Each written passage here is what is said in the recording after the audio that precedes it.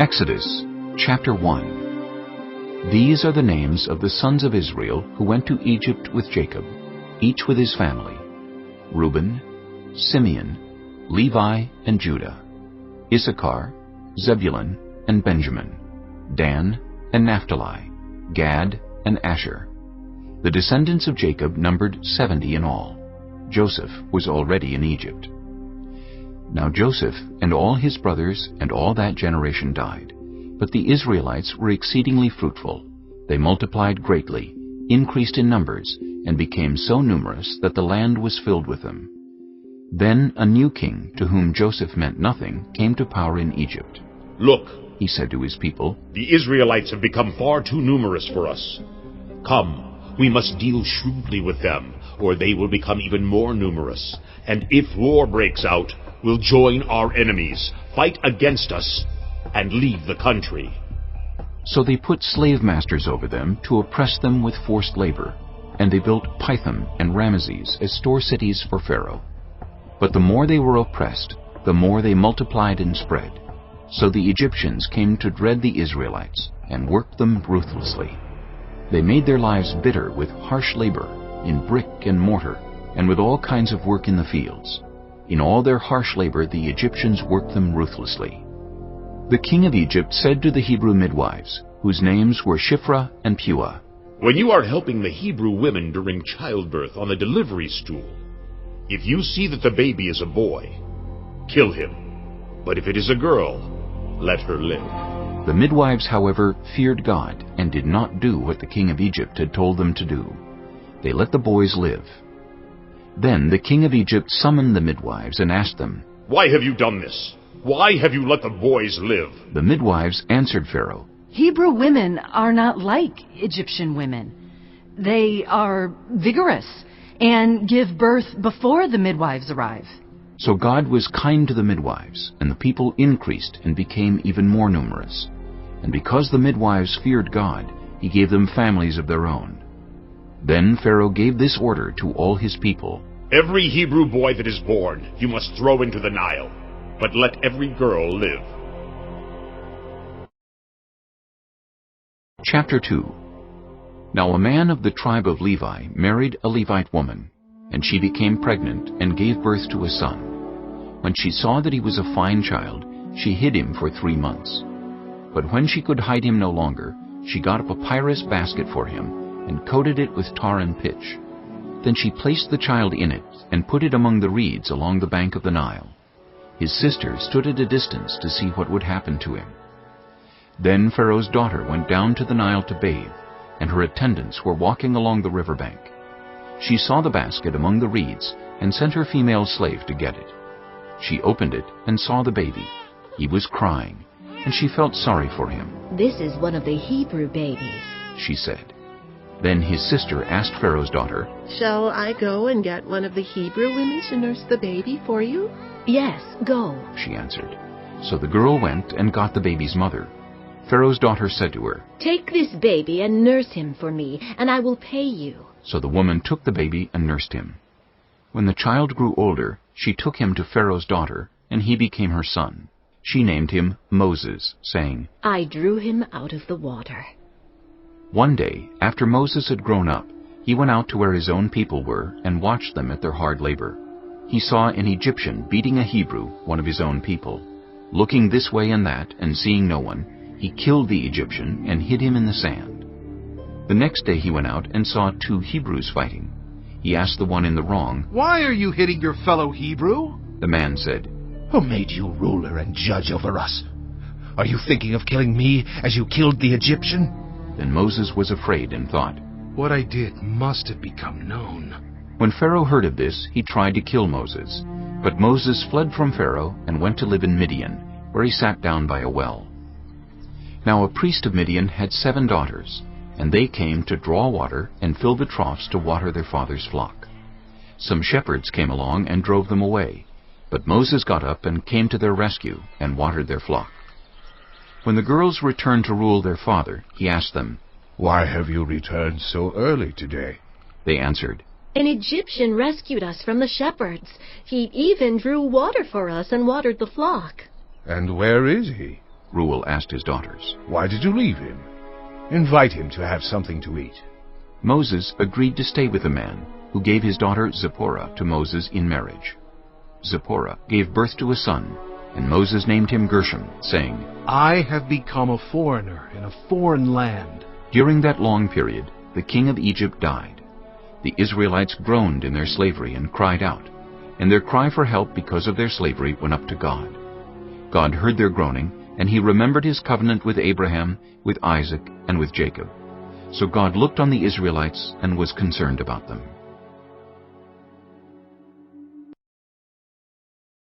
Chapter 3. Now Moses was tending the flock of Jethro, his father-in-law, the priest of Midian. And he led the flock to the far side of the wilderness, and came to Horeb, the mountain of God. There the angel of the Lord appeared to him in flames of fire from within a bush. Moses saw that though the bush was on fire, it did not burn up. So Moses thought, I will go over and see this strange sight, why the bush does not burn up. When the Lord saw that he had gone over to look, God called to him from within the bush, Moses, Moses. And Moses said, Here I am. Do not come any closer. God said, Take off your sandals, for the place where you are standing is holy ground. Then he said, I am the God of your father, the God of Abraham, the God of Isaac, and the God of Jacob. At this, Moses hid his face because he was afraid to look at God. The Lord said, I have indeed seen the misery of my people in Egypt. I have heard them crying out because of their slave drivers, and I am concerned about their suffering. So I have come down to rescue them from the hand of the Egyptians, and to bring them up out of that land into a good and spacious land, a land flowing with milk and honey, the home of the Canaanites, Hittites, Amorites, Perizzites, Hivites, and Jebusites. And now the cry of the Israelites has reached me, and I have seen the way the Egyptians are oppressing them. So now, go, I am sending you to Pharaoh, to bring my people, the Israelites, out of Egypt. But Moses said to God, Who am I that I should go to Pharaoh and bring the Israelites out of Egypt? And God said, I will be with you, and this will be the sign to you that it is I who have sent you. When you have brought the people out of Egypt, you will worship God on this mountain. Moses said to God, Suppose I go to the Israelites and say to them, The God of your fathers has sent me to you. And they ask me, What is his name? Then what shall I tell them? God said to Moses, I am who I am.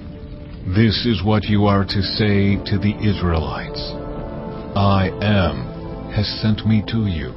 God also said to Moses, Say to the Israelites, The Lord, the God of your fathers, the God of Abraham, the God of Isaac, and the God of Jacob, has sent me to you. This is my name forever, the name you shall call me, from generation to generation. Go, assemble the elders of Israel, and say to them, The Lord, the God of your fathers, the God of Abraham, Isaac, and Jacob, appeared to me and said, I have watched over you, and have seen what has been done to you in Egypt. And I have promised to bring you up out of your misery in Egypt, into the land of the Canaanites, Hittites, Amorites, Perizzites, Hivites, and Jebusites, a land flowing with milk and honey. The elders of Israel will listen to you. Then you and the elders are to go to the king of Egypt and say to him, The Lord, the God of the Hebrews, has met with us. Let us take a 3-day journey into the wilderness to offer sacrifices to the Lord our God. But I know that the king of Egypt will not let you go unless a mighty hand compels him. So I will stretch out my hand and strike the Egyptians with all the wonders that I will perform among them. After that, he will let you go. And I will make the Egyptians favorably disposed toward this people, so that when you leave, you will not go empty-handed. every woman is to ask her neighbor and any woman living in her house for articles of silver and gold, and for clothing, which you will put on your sons and daughters, and so you will plunder the Egyptians. Chapter 4. Moses answered, What if they do not believe me or listen to me and say, The Lord did not appear to you? Then the Lord said to him, What is that in your hand? A staff. He replied. The Lord said, Throw it on the ground. Moses threw it on the ground, and it became a snake, and he ran from it. Then the Lord said to him, Reach out your hand and take it by the tail. So Moses reached out and took hold of the snake, and it turned back into a staff in his hand. This, said the Lord, is so that they may believe that the Lord, the God of their fathers, the God of Abraham, the God of Isaac, and the God of Jacob, has appeared to you. Then the Lord said, Put your hand inside your cloak. So Moses put his hand into his cloak, and when he took it out, the skin was leprous. It had become as white as snow. Now put it back into your cloak, he said. So Moses put his hand back into his cloak, and when he took it out, it was restored, like the rest of his flesh. Then the Lord said, If they do not believe you, or pay attention to the first sign, they may believe the second. But if they do not believe these two signs, or listen to you, take some water from the Nile, and pour it on the dry ground. The water you take from the river will become blood on the ground. Moses said to the Lord, Pardon your servant, Lord. I have never been eloquent, neither in the past nor since you have spoken to your servant. I am slow of speech and tongue. The Lord said to him, Who gave human beings their mouths? Who makes them deaf or mute? Who gives them sight or makes them blind? Is it not I, the Lord? Now go. I will help you speak, and will teach you what to say. But Moses said, Pardon your servant, Lord. Please send someone else. Then the Lord's anger burned against Moses, and he said, What about your brother Aaron the Levite? I know he can speak well. He is already on his way to meet you, and he will be glad to see you. You shall speak to him, and put words in his mouth. I will help both of you speak, and will teach you what to do. He will speak to the people for you, and it will be as if he were your mouth, and as if you were God to him. But take this staff in your hand, so you can perform the signs with it. Then Moses went back to Jethro his father-in-law, and said to him, Let me return to my own people in Egypt to see if any of them are still alive. Jethro said, Go, and I wish you well. Now the Lord had said to Moses in Midian, Go back to Egypt, for all those who wanted to kill you are dead. So Moses took his wife and sons, put them on a donkey, and started back to Egypt. And he took the staff of God in his hand. The Lord said to Moses, When you return to Egypt, see that you perform before Pharaoh all the wonders I have given you the power to do. But I will harden his heart, so that he will not let the people go. Then say to Pharaoh, This is what the Lord says. Israel is my firstborn son, and I told you, Let my son go, so he may worship me. But you refused to let him go, so I will kill your firstborn son. At a lodging place on the way, the Lord met Moses, and was about to kill him. But Zipporah took a flint knife, cut off her son's foreskin, and touched Moses' feet with it. Surely you are a bridegroom of blood to me, she said. So the Lord let him alone. At that time she said, Bridegroom of blood, referring to circumcision. The Lord said to Aaron, Go into the wilderness to meet Moses. So he met Moses at the mountain of God and kissed him.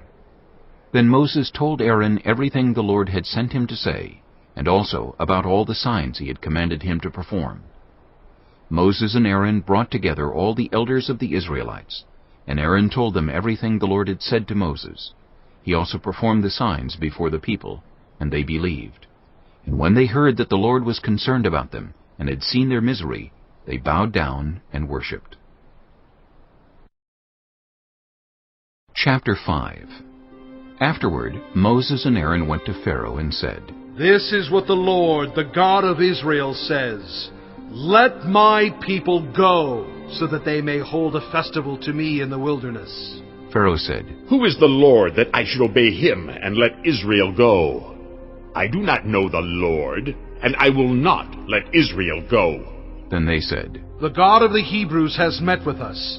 Now let us take a 3-day journey into the wilderness to offer sacrifices to the Lord our God, or he may strike us with plagues or with the sword. But the king of Egypt said, Moses and Aaron, why are you taking the people away from their labor?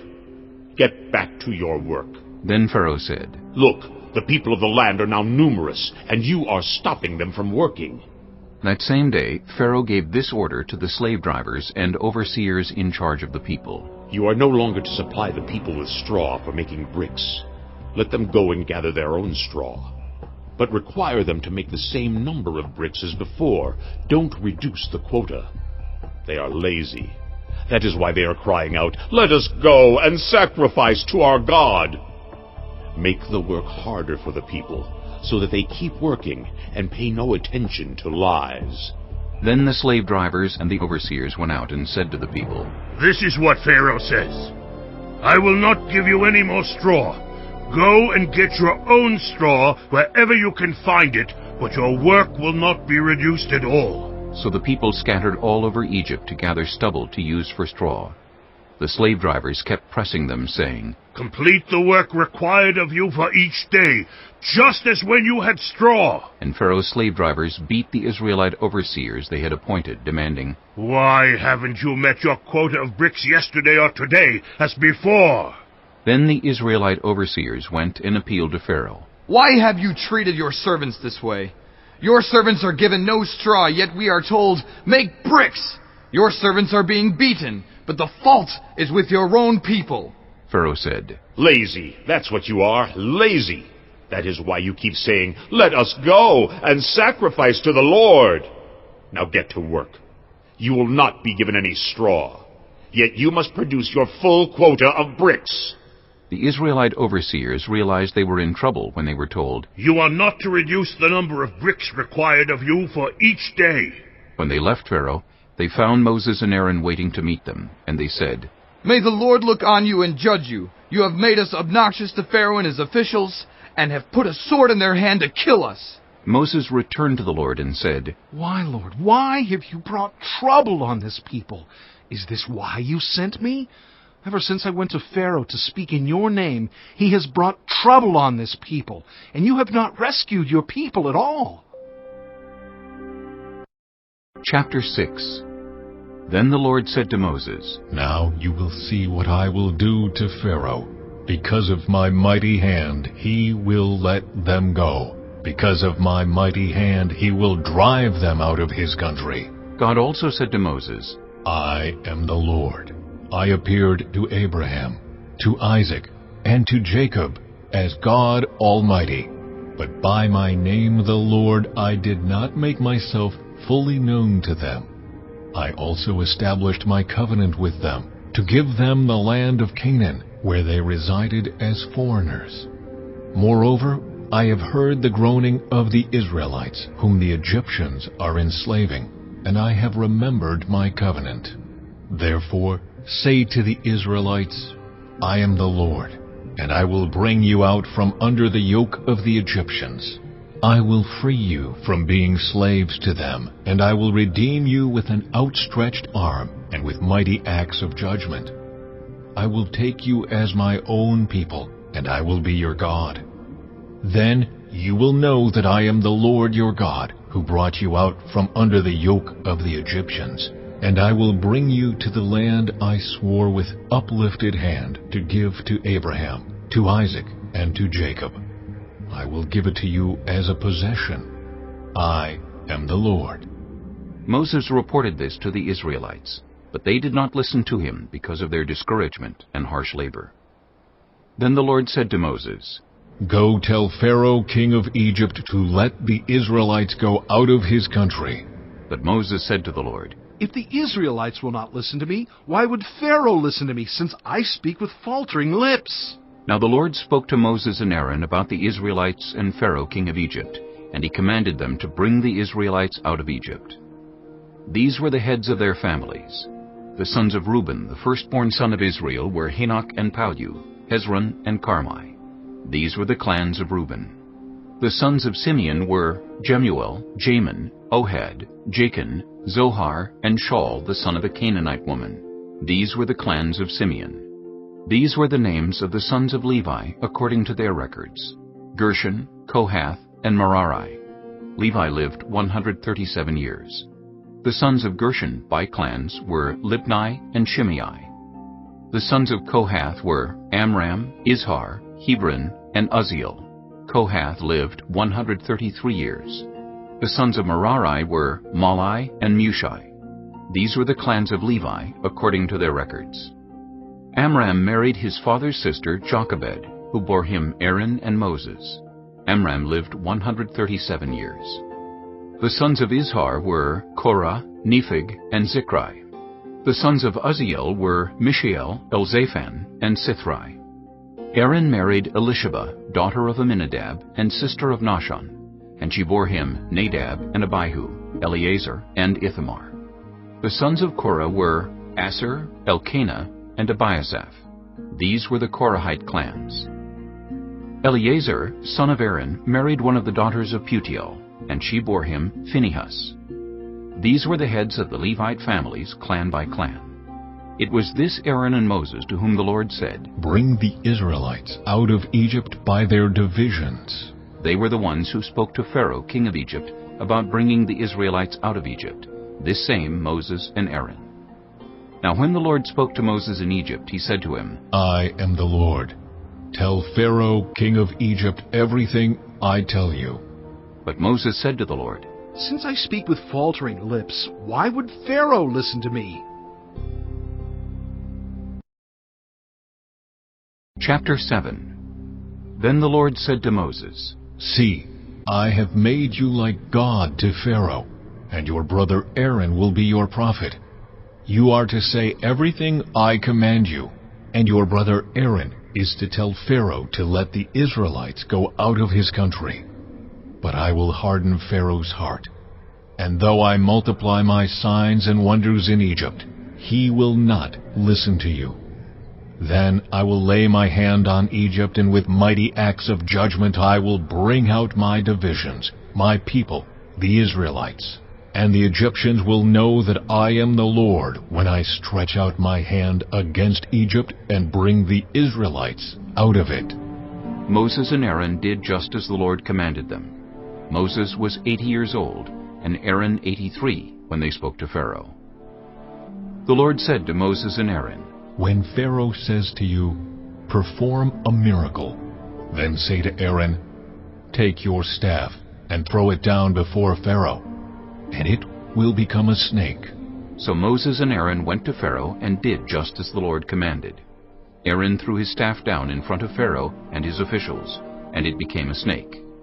Pharaoh then summoned wise men and sorcerers, and the Egyptian magicians also did the same things by their secret arts. Each one threw down his staff, and it became a snake.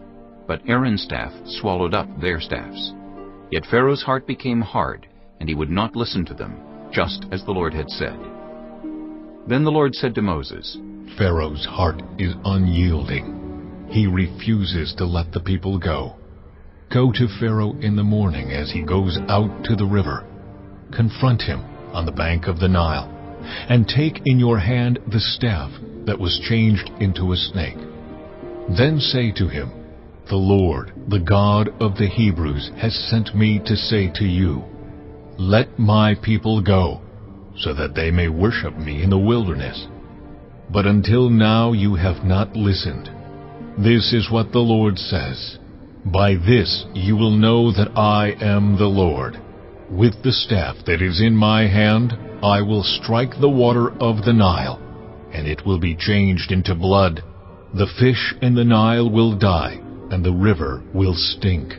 The Egyptians will not be able to drink its water." The Lord said to Moses, "Tell Aaron, take your staff and stretch out your hand over the waters of Egypt, over the streams and canals, over the ponds and all the reservoirs, and they will turn to blood. Blood will be everywhere in Egypt, even in vessels of wood and stone. Moses and Aaron did just as the Lord had commanded. He raised his staff in the presence of Pharaoh and his officials, and struck the water of the Nile, and all the water was changed into blood. The fish in the Nile died, and the river smelled so bad that the Egyptians could not drink its water. Blood was everywhere in Egypt. But the Egyptian magicians did the same things by their secret arts, and Pharaoh's heart became hard. He would not listen to Moses and Aaron, just as the Lord had said. Instead, he turned and went into his palace, and did not take even this to heart. And all the Egyptians dug along the Nile to get drinking water, because they could not drink the water of the river. 7 days passed after the Lord struck the Nile. Chapter 8. Then the Lord said to Moses, Go to Pharaoh and say to him, This is what the Lord says, Let my people go, so that they may worship me. If you refuse to let them go, I will send a plague of frogs on your whole country. The Nile will teem with frogs. They will come up into your palace and your bedroom and onto your bed, into the houses of your officials and on your people, and into your ovens and kneading troughs. The frogs will come up on you and your people and all your officials. Then the Lord said to Moses, Tell Aaron, Stretch out your hand with your staff over the streams and canals and ponds, and make frogs come up on the land of Egypt. So Aaron stretched out his hand over the waters of Egypt, and the frogs came up and covered the land. But the magicians did the same things by their secret arts. They also made frogs come up on the land of Egypt. Pharaoh summoned Moses and Aaron and said, Pray to the Lord to take the frogs away from me and my people, and I will let your people go to offer sacrifices to the Lord. Moses said to Pharaoh, I leave to you the honor of setting the time for me to pray for you and your officials and your people, that you and your houses may be rid of the frogs, except for those that remain in the Nile. Tomorrow, Pharaoh said. Moses replied, It will be as you say, so that you may know there is no one like the Lord our God. The frogs will leave you and your houses, your officials and your people. They will remain only in the Nile. After Moses and Aaron left Pharaoh, Moses cried out to the Lord about the frogs he had brought on Pharaoh. And the Lord did what Moses asked. The frogs died in the houses, in the courtyards, and in the fields. They were piled into heaps, and the land reeked of them.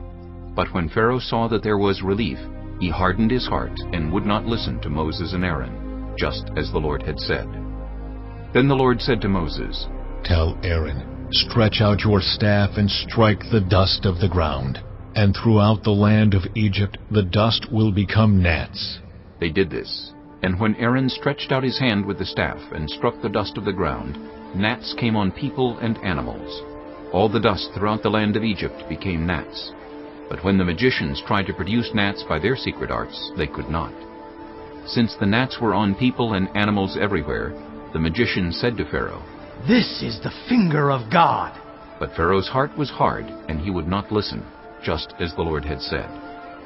Then the Lord said to Moses, Get up early in the morning, and confront Pharaoh as he goes to the river, and say to him, This is what the Lord says, Let my people go, so that they may worship me. If you do not let my people go, I will send swarms of flies on you and your officials, on your people and into your houses. The houses of the Egyptians will be full of flies, even the ground will be covered with them. But on that day I will deal differently with the land of Goshen, where my people live. No swarms of flies will be there, so that you will know that I, the Lord, am in this land. I will make a distinction between my people and your people. This sign will occur tomorrow. And the Lord did this. Dense swarms of flies poured into Pharaoh's palace and into the houses of his officials. Throughout Egypt the land was ruined by the flies. Then Pharaoh summoned Moses and Aaron and said, Go sacrifice to your God here in the land. But Moses said, That would not be right. The sacrifices we offer the Lord our God would be detestable to the Egyptians. And if we offer sacrifices that are detestable in their eyes, will they not stone us? We must take a 3-day journey into the wilderness to offer sacrifices to the Lord our God, as He commands us." Pharaoh said, "I will let you go to offer sacrifices to the Lord your God in the wilderness, but you must not go very far. Now pray for me." Moses answered, "As soon as I leave you, I will pray to the Lord, and tomorrow the flies will leave Pharaoh and his officials and his people. Only let Pharaoh be sure that he does not act deceitfully again by not letting the people go to offer sacrifices to the Lord." Then Moses left Pharaoh and prayed to the Lord. And the Lord did what Moses asked. The flies left Pharaoh and his officials and his people. Not a fly remained. But this time also Pharaoh hardened his heart and would not let the people go. Chapter 9. Then the Lord said to Moses, "Go to Pharaoh and say to him, 'This is what the Lord, the God of the Hebrews, says. Let my people go, so that they may worship me. If you refuse to let them go and continue to hold them back, the hand of the Lord will bring a terrible plague on your livestock in the field, on your horses, donkeys, and camels, and on your cattle, sheep, and goats. But the Lord will make a distinction between the livestock of Israel and that of Egypt, so that no animal belonging to the Israelites will die.'" The Lord set a time and said, "Tomorrow the Lord will do this in the land." And the next day the Lord did it. All the livestock of the Egyptians died, but not one animal belonging to the Israelites died. Pharaoh investigated and found that not even one of the animals of the Israelites had died. Yet his heart was unyielding, and he would not let the people go. Then the Lord said to Moses and Aaron, "Take handfuls of soot from a furnace, and have Moses toss it into the air in the presence of Pharaoh. It will become fine dust over the whole land of Egypt, and festering boils will break out on people and animals throughout the land." So they took soot from a furnace and stood before Pharaoh. Moses tossed it into the air, and festering boils broke out on people and animals. The magicians could not stand before Moses because of the boils that were on them and on all the Egyptians. But the Lord hardened Pharaoh's heart, and he would not listen to Moses and Aaron, just as the Lord had said to Moses. Then the Lord said to Moses, "Get up early in the morning, confront Pharaoh, and say to him, 'This is what the Lord, the God of the Hebrews, says. Let my people go, so that they may worship me. Or this time I will send the full force of my plagues against you, and against your officials and your people, so you may know that there is no one like me in all the earth. For by now I could have stretched out my hand and struck you and your people with a plague that would have wiped you off the earth. But I have raised you up for this very purpose, that I might show you my power, and that my name might be proclaimed in all the earth. You still set yourself against my people and will not let them go. Therefore, at this time tomorrow, I will send the worst hailstorm that has ever fallen on Egypt, from the day it was founded till now.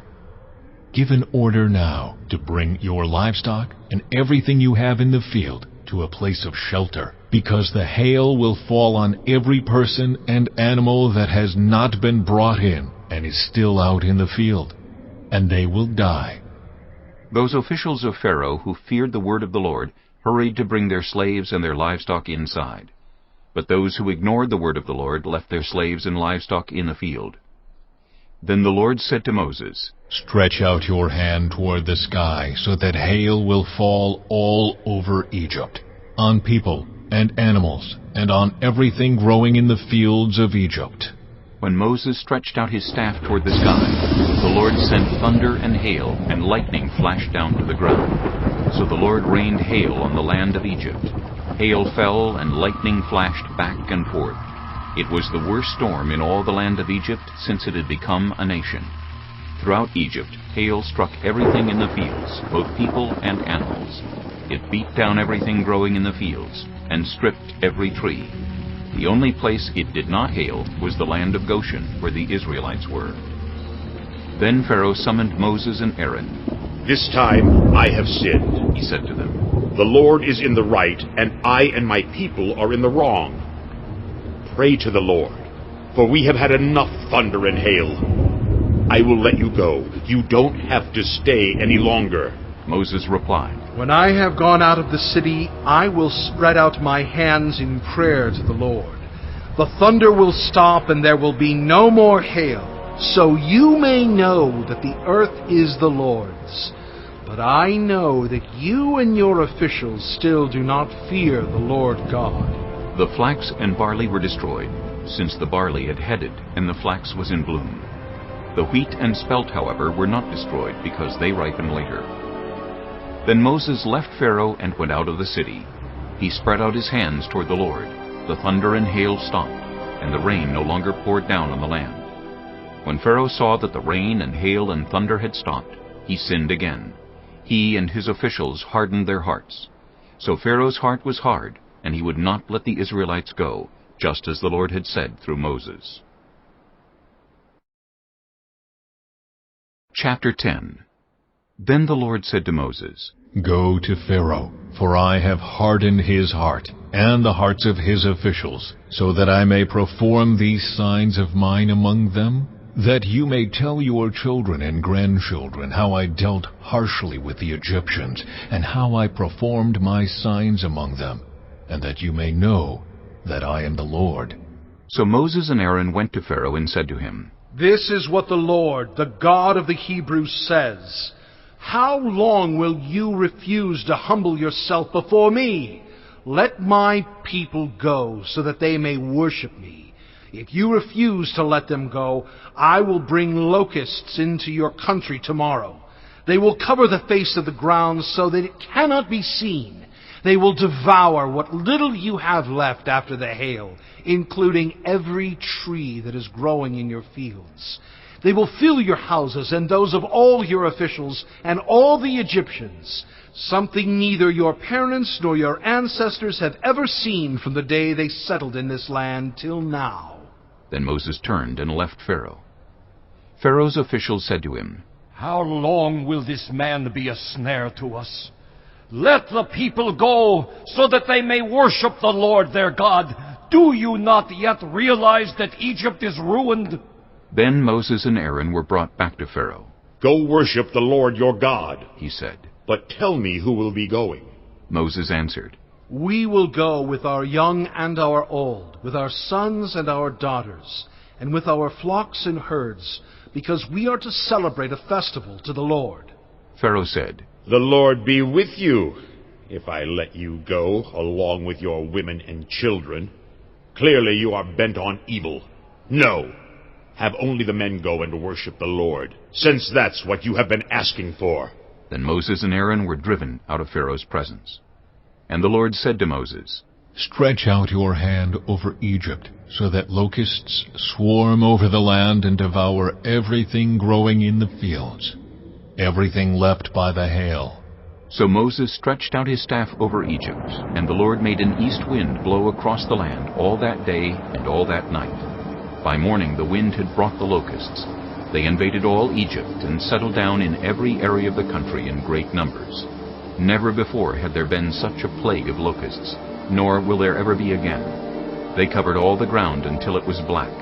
They devoured all that was left after the hail, everything growing in the fields and the fruit on the trees. Nothing green remained on tree or plant in all the land of Egypt. Pharaoh quickly summoned Moses and Aaron and said, "I have sinned against the Lord your God, and against you. Now forgive my sin once more, and pray to the Lord your God to take this deadly plague away from me." Moses then left Pharaoh and prayed to the Lord. And the Lord changed the wind to a very strong west wind, which caught up the locusts and carried them into the Red Sea. Not a locust was left anywhere in Egypt. But the Lord hardened Pharaoh's heart, and he would not let the Israelites go. Then the Lord said to Moses, "Stretch out your hand toward the sky, so that darkness spreads over Egypt, darkness that can be felt. So Moses stretched out his hand toward the sky, and total darkness covered all Egypt for 3 days. No one could see anyone else or move about for 3 days. Yet all the Israelites had light in the places where they lived. Then Pharaoh summoned Moses and said, "Go, worship the Lord. Even your women and children may go with you. Only leave your flocks and herds behind." But Moses said, "You must allow us to have sacrifices and burnt offerings to present to the Lord our God. Our livestock too must go with us. Not a hoof is to be left behind. We have to use some of them in worshiping the Lord our God, and until we get there, we will not know what we are to use to worship the Lord." But the Lord hardened Pharaoh's heart, and he was not willing to let them go. Pharaoh said to Moses, "Get out of my sight. Make sure you do not appear before me again. The day you see my face, you will die." "Just as you say," Moses replied. "I will never appear before you again."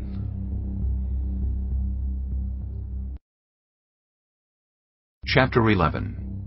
Now the Lord had said to Moses, I will bring one more plague on Pharaoh and on Egypt. After that, he will let you go from here, and when he does, he will drive you out completely. Tell the people that men and women alike are to ask their neighbors for articles of silver and gold. The Lord made the Egyptians favorably disposed toward the people, and Moses himself was highly regarded in Egypt by Pharaoh's officials and by the people.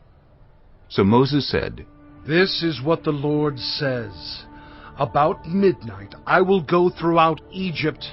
Every firstborn son in Egypt will die, from the firstborn son of Pharaoh who sits on the throne to the firstborn son of the female slave who was at her handmill, and all the firstborn of the cattle as well. There will be loud wailing throughout Egypt, worse than there has ever been or ever will be again. But among the Israelites, not a dog will bark at any person or animal. Then you will know that the Lord makes a distinction between Egypt and Israel. All these officials of yours will come to me, bowing down before me and saying, 'Go, you and all the people who follow you.' After that, I will leave." Then Moses, hot with anger, left Pharaoh. The Lord had said to Moses, Pharaoh will refuse to listen to you, so that my wonders may be multiplied in Egypt. Moses and Aaron performed all these wonders before Pharaoh, but the Lord hardened Pharaoh's heart, and he would not let the Israelites go out of his country. Chapter 12. The Lord said to Moses and Aaron in Egypt, This month is to be for you the first month of your year. Tell the whole community of Israel that on the 10th day of this month, each man is to take a lamb for his family, one for each household. If any household is too small for a whole lamb, they must share one with their nearest neighbor, having taken into account the number of people there are. You are to determine the amount of lamb needed in accordance with what each person will eat.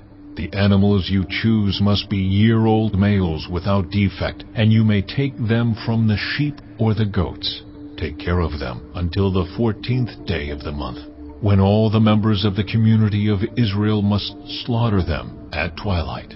Then they are to take some of the blood and put it on the sides and tops of the door frames of the houses where they eat the lambs. That same night they are to eat the meat roasted over the fire, along with bitter herbs and bread made without yeast. Do not eat the meat raw or boiled in water, but roasted over a fire, with the head, legs, and internal organs. Do not leave any of it till morning. If some is left till morning, you must burn it. This is how you are to eat it, with your cloak tucked into your belt, your sandals on your feet, and your staff in your hand. Eat it in haste. It is the Lord's Passover. On that same night I will pass through Egypt and strike down every firstborn of both people and animals, and I will bring judgment on all the gods of Egypt. I am the Lord. The blood will be a sign for you on the houses where you are, And when I see the blood, I will pass over you. No destructive plague will touch you when I strike Egypt. This is a day you are to commemorate. For the generations to come, you shall celebrate it as a festival to the Lord, a lasting ordinance. For 7 days you are to eat bread made without yeast. On the first day remove the yeast from your houses, for whoever eats anything with yeast in it from the first day through the 7th must be cut off from Israel. On the first day hold a sacred assembly, and another one on the 7th day. Do no work at all on these days, except to prepare food for everyone to eat. That is all you may do. Celebrate the festival of unleavened bread, because it was on this very day that I brought your divisions out of Egypt. Celebrate this day as a lasting ordinance for the generations to come. In the first month you are to eat bread made without yeast, from the evening of the 14th day until the evening of the 21st day. For 7 days no yeast is to be found in your houses, and anyone, whether foreigner or native-born, who eats anything with yeast in it must be cut off from the community of Israel. Eat nothing made with yeast. Wherever you live, you must eat unleavened bread. Then Moses summoned all the elders of Israel and said to them, Go at once and select the animals for your families and slaughter the Passover lamb. Take a bunch of hyssop, dip it into the blood in the basin, and put some of the blood on the top and on both sides of the doorframe. None of you shall go out of the door of your house until morning. When the Lord goes through the land to strike down the Egyptians, he will see the blood on the top and sides of the doorframe and will pass over that doorway, and he will not permit the destroyer to enter your houses and strike you down. Obey these instructions as a lasting ordinance for you and your descendants. When you enter the land that the Lord will give you as he promised, observe this ceremony. And when your children ask you, What does this ceremony mean to you? Then tell them, It is the Passover sacrifice to the Lord, who passed over the houses of the Israelites in Egypt and spared our homes when he struck down the Egyptians. Then the people bowed down and worshipped. The Israelites did just what the Lord commanded Moses and Aaron. At midnight, the Lord struck down all the firstborn in Egypt, from the firstborn of Pharaoh who sat on the throne to the firstborn of the prisoner who was in the dungeon, and the firstborn of all the livestock as well. Pharaoh and all his officials and all the Egyptians got up during the night, and there was loud wailing in Egypt, for there was not a house without someone dead. During the night, Pharaoh summoned Moses and Aaron and said, Up! Leave my people, you and the Israelites. Go! Worship the Lord as you have requested. Take your flocks and herds as you have said, and go! And also bless me. The Egyptians urged the people to hurry and leave the country. For otherwise, they said, we will all die. So the people took their dough before the yeast was added, and carried it on their shoulders in kneading troughs wrapped in clothing. The Israelites did as Moses instructed, and asked the Egyptians for articles of silver and gold, and for clothing. The Lord had made the Egyptians favorably disposed toward the people, and they gave them what they asked for. So they plundered the Egyptians. The Israelites journeyed from Ramesses to Succoth. There were about 600,000 men on foot, besides women and children. Many other people went up with them, and also large droves of livestock, both flocks and herds. With the dough the Israelites had brought from Egypt, they baked loaves of unleavened bread. The dough was without yeast, because they had been driven out of Egypt and did not have time to prepare food for themselves. Now the length of time the Israelite people lived in Egypt was 430 years. At the end of the 430 years, to the very day, all the Lord's divisions left Egypt, because the Lord kept vigil that night to bring them out of Egypt. On this night, all the Israelites are to keep vigil to honor the Lord for the generations to come. The Lord said to Moses and Aaron, These are the regulations for the Passover meal. No foreigner may eat it. Any slave you have bought may eat it after you have circumcised him. But a temporary resident or a hired worker may not eat it. It must be eaten inside the house. Take none of the meat outside the house. Do not break any of the bones. The whole community of Israel must celebrate it. A foreigner residing among you who wants to celebrate the Lord's Passover must have all the males in his household circumcised. Then he may take part like one born in the land. No uncircumcised male may eat it. The same law applies both to the native-born and to the foreigner residing among you. All the Israelites did just what the Lord had commanded Moses and Aaron. And on that very day, the Lord brought the Israelites out of Egypt by their divisions. Chapter 13. The Lord said to Moses, Consecrate to me every firstborn male.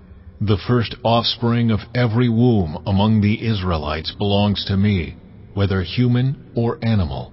Then Moses said to the people, Commemorate this day, the day you came out of Egypt, out of the land of slavery, because the Lord brought you out of it with a mighty hand. Eat nothing containing yeast. Today, in the month of Aviv, you are leaving.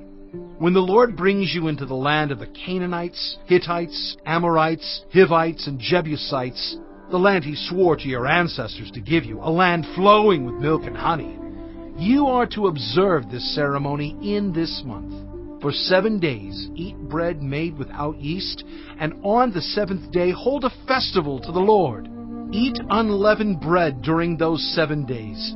Nothing with yeast in it is to be seen among you, nor shall any yeast be seen anywhere within your borders.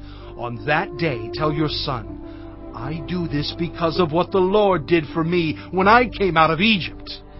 This observance will be for you like a sign on your hand and a reminder on your forehead that this law of the Lord is to be on your lips.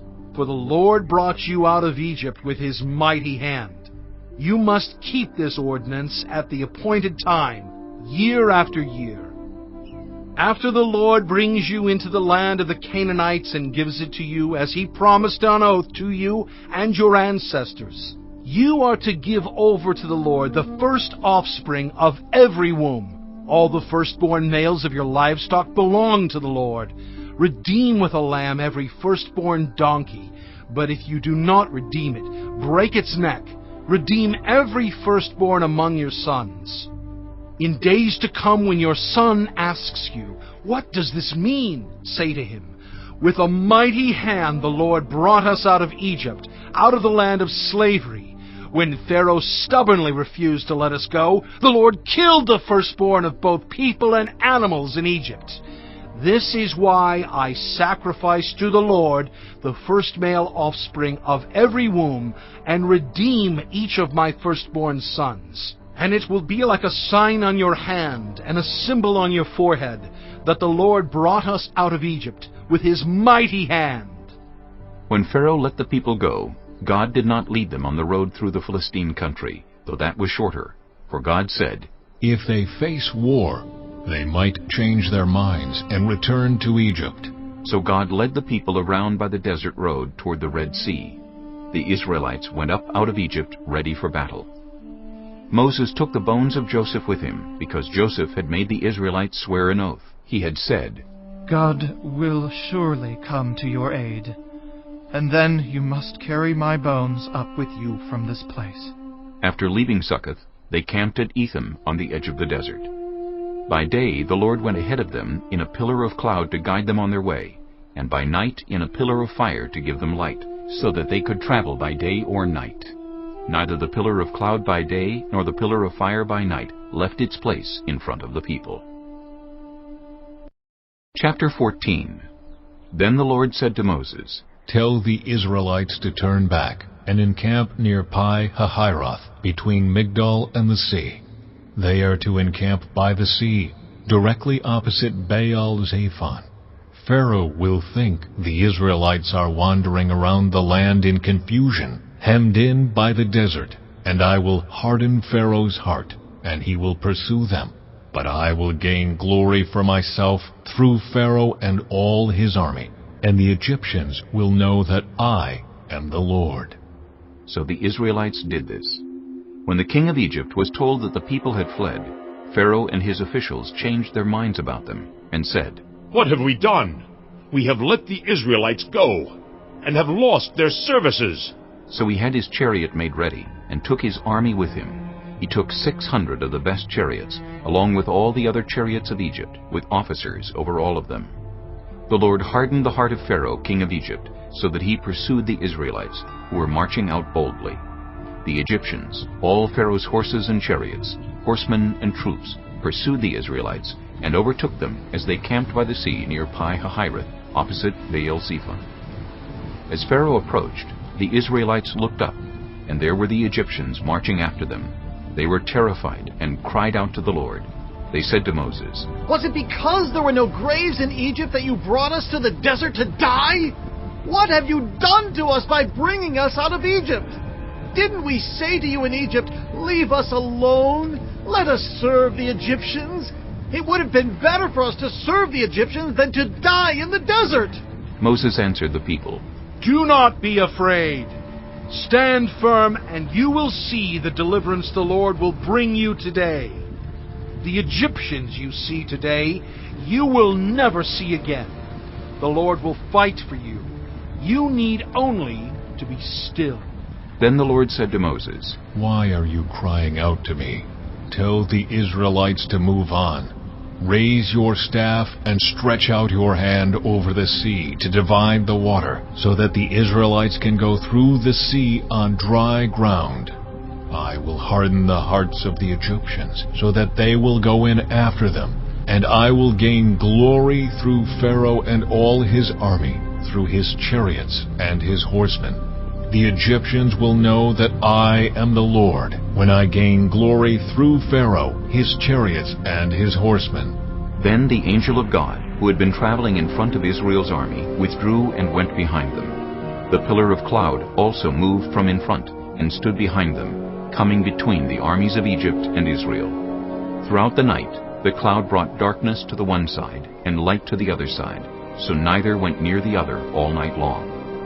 Then Moses stretched out his hand over the sea, and all that night the Lord drove the sea back with a strong east wind, and turned it into dry land. The waters were divided, and the Israelites went through the sea on dry ground, with a wall of water on their right and on their left. The Egyptians pursued them, and all Pharaoh's horses and chariots and horsemen followed them into the sea. During the last watch of the night, the Lord looked down from the pillar of fire and cloud at the Egyptian army, and threw it into confusion.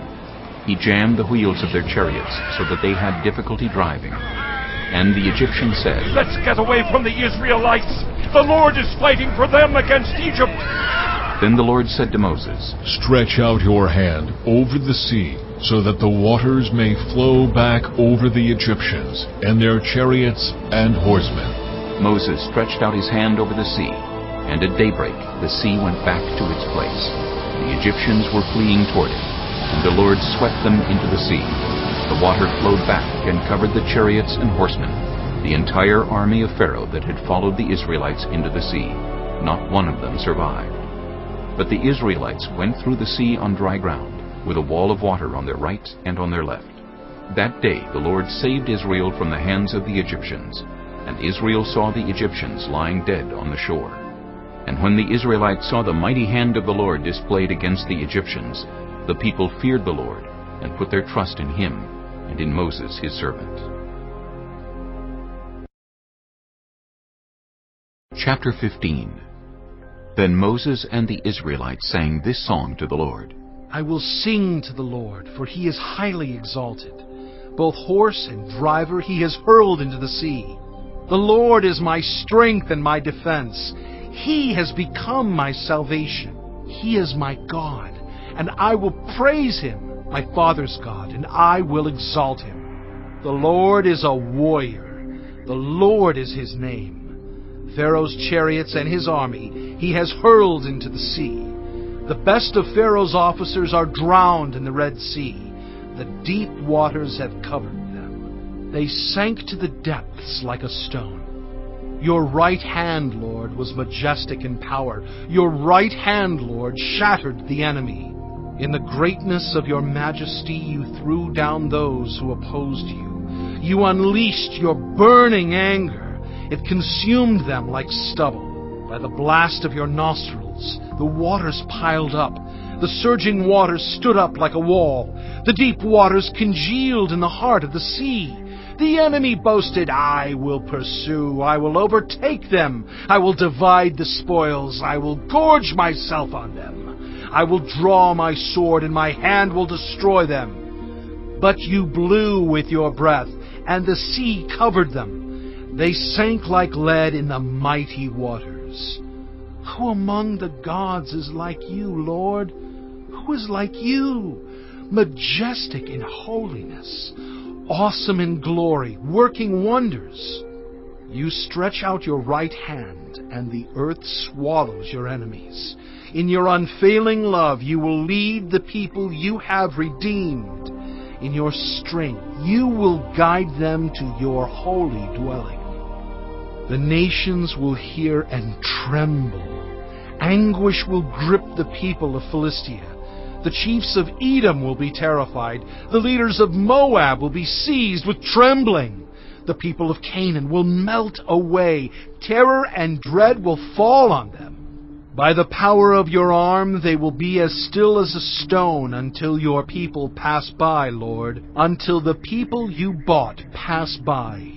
You will bring them in and plant them on the mountain of your inheritance, the place, Lord, you made for your dwelling, the sanctuary, Lord, your hands established. The Lord reigns forever and ever. When Pharaoh's horses, chariots, and horsemen went into the sea, the Lord brought the waters of the sea back over them. But the Israelites walked through the sea on dry ground. Then Miriam the prophet, Aaron's sister, took a timbrel in her hand, and all the women followed her with timbrels and dancing. Miriam sang to them, Sing to the Lord, for he is highly exalted. Both horse and driver he is hurled into the sea. Then Moses led Israel from the Red Sea, and they went into the desert of Shur. For 3 days they traveled in the desert without finding water. When they came to Marah, they could not drink its water because it was bitter. That is why the place is called Marah. So the people grumbled against Moses, saying, What are we to drink? Then Moses cried out to the Lord, and the Lord showed him a piece of wood. He threw it into the water, and the water became fit to drink. There the Lord issued a ruling and instruction for them, and put them to the test. He said, If you listen carefully to the Lord your God, and do what is right in His eyes, if you pay attention to His commands and keep all His decrees, I will not bring on you any of the diseases I brought on the Egyptians, for I am the Lord who heals you. Then they came to Elim, where there were 12 springs and 70 palm trees, and they camped there near the water. Chapter 16. The whole Israelite community set out from Elim and came to the desert of Sin, which is between Elim and Sinai, on the 15th day of the 2nd month after they had come out of Egypt. In the desert, the whole community grumbled against Moses and Aaron. The Israelites said to them, If only we had died by the Lord's hand in Egypt! There we sat around pots of meat and ate all the food we wanted. But you have brought us out into this desert to starve this entire assembly to death. Then the Lord said to Moses, I will rain down bread from heaven for you. The people are to go out each day and gather enough for that day. In this way I will test them and see whether they will follow my instructions. On the 6th day they are to prepare what they bring in, and that is to be twice as much as they gather on the other days. So Moses and Aaron said to all the Israelites, In the evening you will know that it was the Lord who brought you out of Egypt. And in the morning you will see the glory of the Lord, because He has heard your grumbling against Him. Who are we that you should grumble against us? Moses also said, You will know that it was the Lord when He gives you meat to eat in the evening, and all the bread you want in the morning, because He has heard your grumbling against Him. Who are we? You are not grumbling against us, but against the Lord. Then Moses told Aaron, Say to the entire Israelite community, Come before the Lord, for He has heard your grumbling. While Aaron was speaking to the whole Israelite community, they looked toward the desert, and there was the glory of the Lord appearing in the cloud. The Lord said to Moses, I have heard the grumbling of the Israelites. Tell them, at twilight you will eat meat, and in the morning you will be filled with bread. Then you will know that I am the Lord your God. That evening quail came and covered the camp, and in the morning there was a layer of dew around the camp. When the dew was gone, thin flakes like frost on the ground appeared on the desert floor. When the Israelites saw it, they said to each other, What is it? For they did not know what it was. Moses said to them, It is the bread the Lord has given you to eat. This is what the Lord has commanded. Everyone is to gather as much as they need. Take an omer for each person you have in your tent. The Israelites did as they were told. Some gathered much, some little. And when they measured it by the omer, the one who gathered much did not have too much, and the one who gathered little did not have too little. Everyone had gathered just as much as they needed. Then Moses said to them, No one is to keep any of it until morning. However, some of them paid no attention to Moses. They kept part of it until morning, but it was full of maggots and began to smell. So Moses was angry with them. Each morning everyone gathered as much as they needed, and when the sun grew hot, it melted away. On the 6th day they gathered twice as much, 2 omers for each person. And the leaders of the community came and reported this to Moses. He said to them, This is what the Lord commanded. Tomorrow is to be a day of Sabbath rest, a holy Sabbath to the Lord. So bake what you want to bake, and boil what you want to boil. Save whatever is left, and keep it until morning. So they saved it until morning, as Moses commanded, and it did not stink or get maggots in it. Eat it today, Moses said, because today is a Sabbath to the Lord. You will not find any of it on the ground today. 6 days you are to gather it, but on the 7th day, the Sabbath, there will not be any. Nevertheless, some of the people went out on the 7th day to gather it, but they found none. Then the Lord said to Moses, How long will you refuse to keep my commands and my instructions? Bear in mind that the Lord has given you the Sabbath. That is why on the 6th day he gives you bread for 2 days. Everyone is to stay where they are on the 7th day. No one is to go out.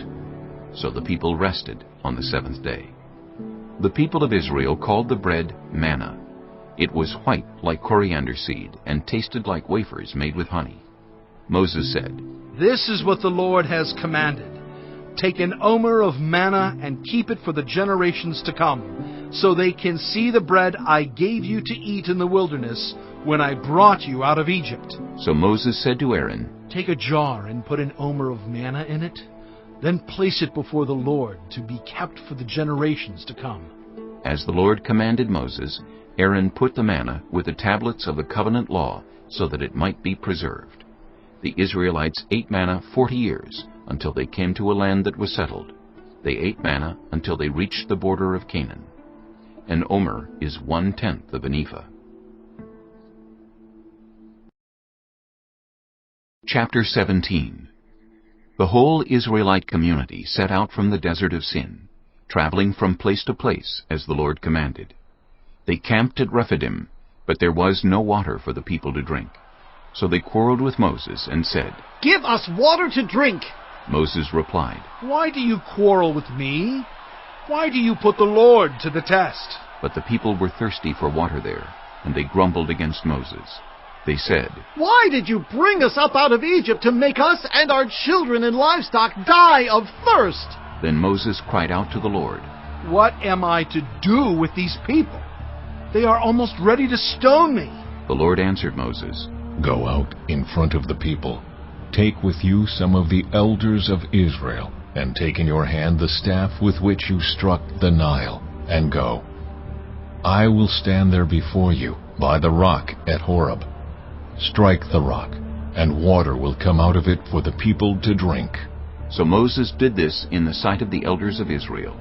And he called the place Massah and Meribah, because the Israelites quarreled, and because they tested the Lord, saying, Is the Lord among us or not? The Amalekites came and attacked the Israelites at Rephidim. Moses said to Joshua, "Choose some of our men and go out to fight the Amalekites. Tomorrow I will stand on top of the hill with the staff of God in my hands." So Joshua fought the Amalekites as Moses had ordered, and Moses, Aaron, and Hur went to the top of the hill. As long as Moses held up his hands, the Israelites were winning, but whenever he lowered his hands, the Amalekites were winning. When Moses' hands grew tired, they took a stone and put it under him, and he sat on it. Aaron and Hur held his hands up, one on one side, one on the other, so that his hands remained steady till sunset. So Joshua overcame the Amalekite army with the sword.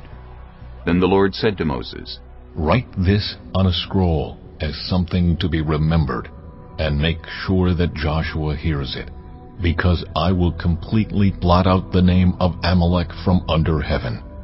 Moses built an altar and called it, "The Lord is my banner."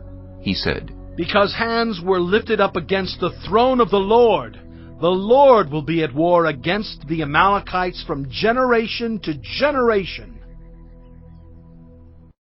Chapter 18. Now Jethro, the priest of Midian and father-in-law of Moses, heard of everything God had done for Moses and for his people Israel, and how the Lord had brought Israel out of Egypt. After Moses had sent away his wife Zipporah, his father-in-law Jethro received her and her 2 sons. One son was named Gershom, for Moses said, "I have become a foreigner in a foreign land." And the other was named Eleazar, for he said, "My father's God was my helper. He saved me from the sword of Pharaoh." Jethro, Moses' father-in-law, together with Moses' sons and wife, came to him in the wilderness, where he was camped near the mountain of God. Jethro had sent word to him, "I, your father-in-law Jethro, am coming to you with your wife and her 2 sons. So Moses went out to meet his father-in-law, and bowed down and kissed him. They greeted each other, and then went into the tent. Moses told his father-in-law about everything the Lord had done to Pharaoh and the Egyptians for Israel's sake, and about all the hardships they had met along the way, and how the Lord had saved them. Jethro was delighted to hear about all the good things the Lord had done for Israel in rescuing them from the hand of the Egyptians. He said, "Praise be to the Lord, who rescued you from the hand of the Egyptians and of Pharaoh, and who rescued the people from the hand of the Egyptians.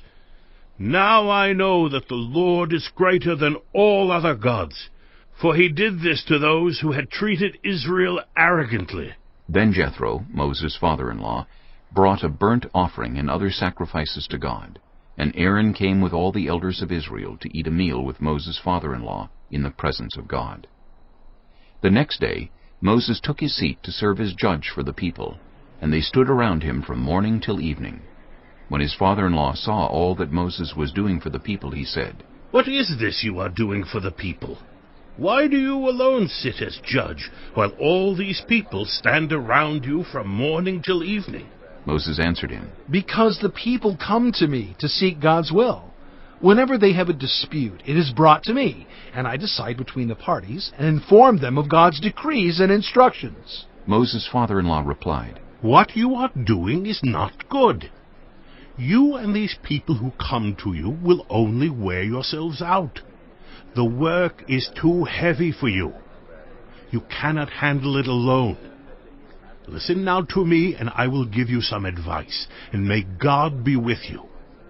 You must be the people's representative before God and bring their disputes to him.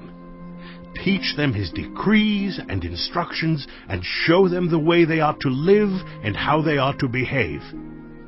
But select capable men from all the people, men who fear God, trustworthy men who hate dishonest gain, and appoint them as officials over thousands, hundreds, 50s, and 10s. Have them serve as judges for the people at all times, but have them bring every difficult case to you. The simple cases they can decide themselves. That will make your load lighter because they will share it with you. If you do this, and God so commands, you will be able to stand the strain, and all these people will go home satisfied." Moses listened to his father-in-law and did everything he said. He chose capable men from all Israel and made them leaders of the people, officials over thousands, hundreds, 50s, and 10s. They served as judges for the people at all times. The difficult cases they brought to Moses, but the simple ones they decided themselves. Then Moses sent his father-in-law on his way, and Jethro returned to his own country. Chapter 19. On the first day of the 3rd month after the Israelites left Egypt, on that very day, they came to the desert of Sinai. After they set out from Rephidim, they entered the desert of Sinai, and Israel camped there in the desert in front of the mountain.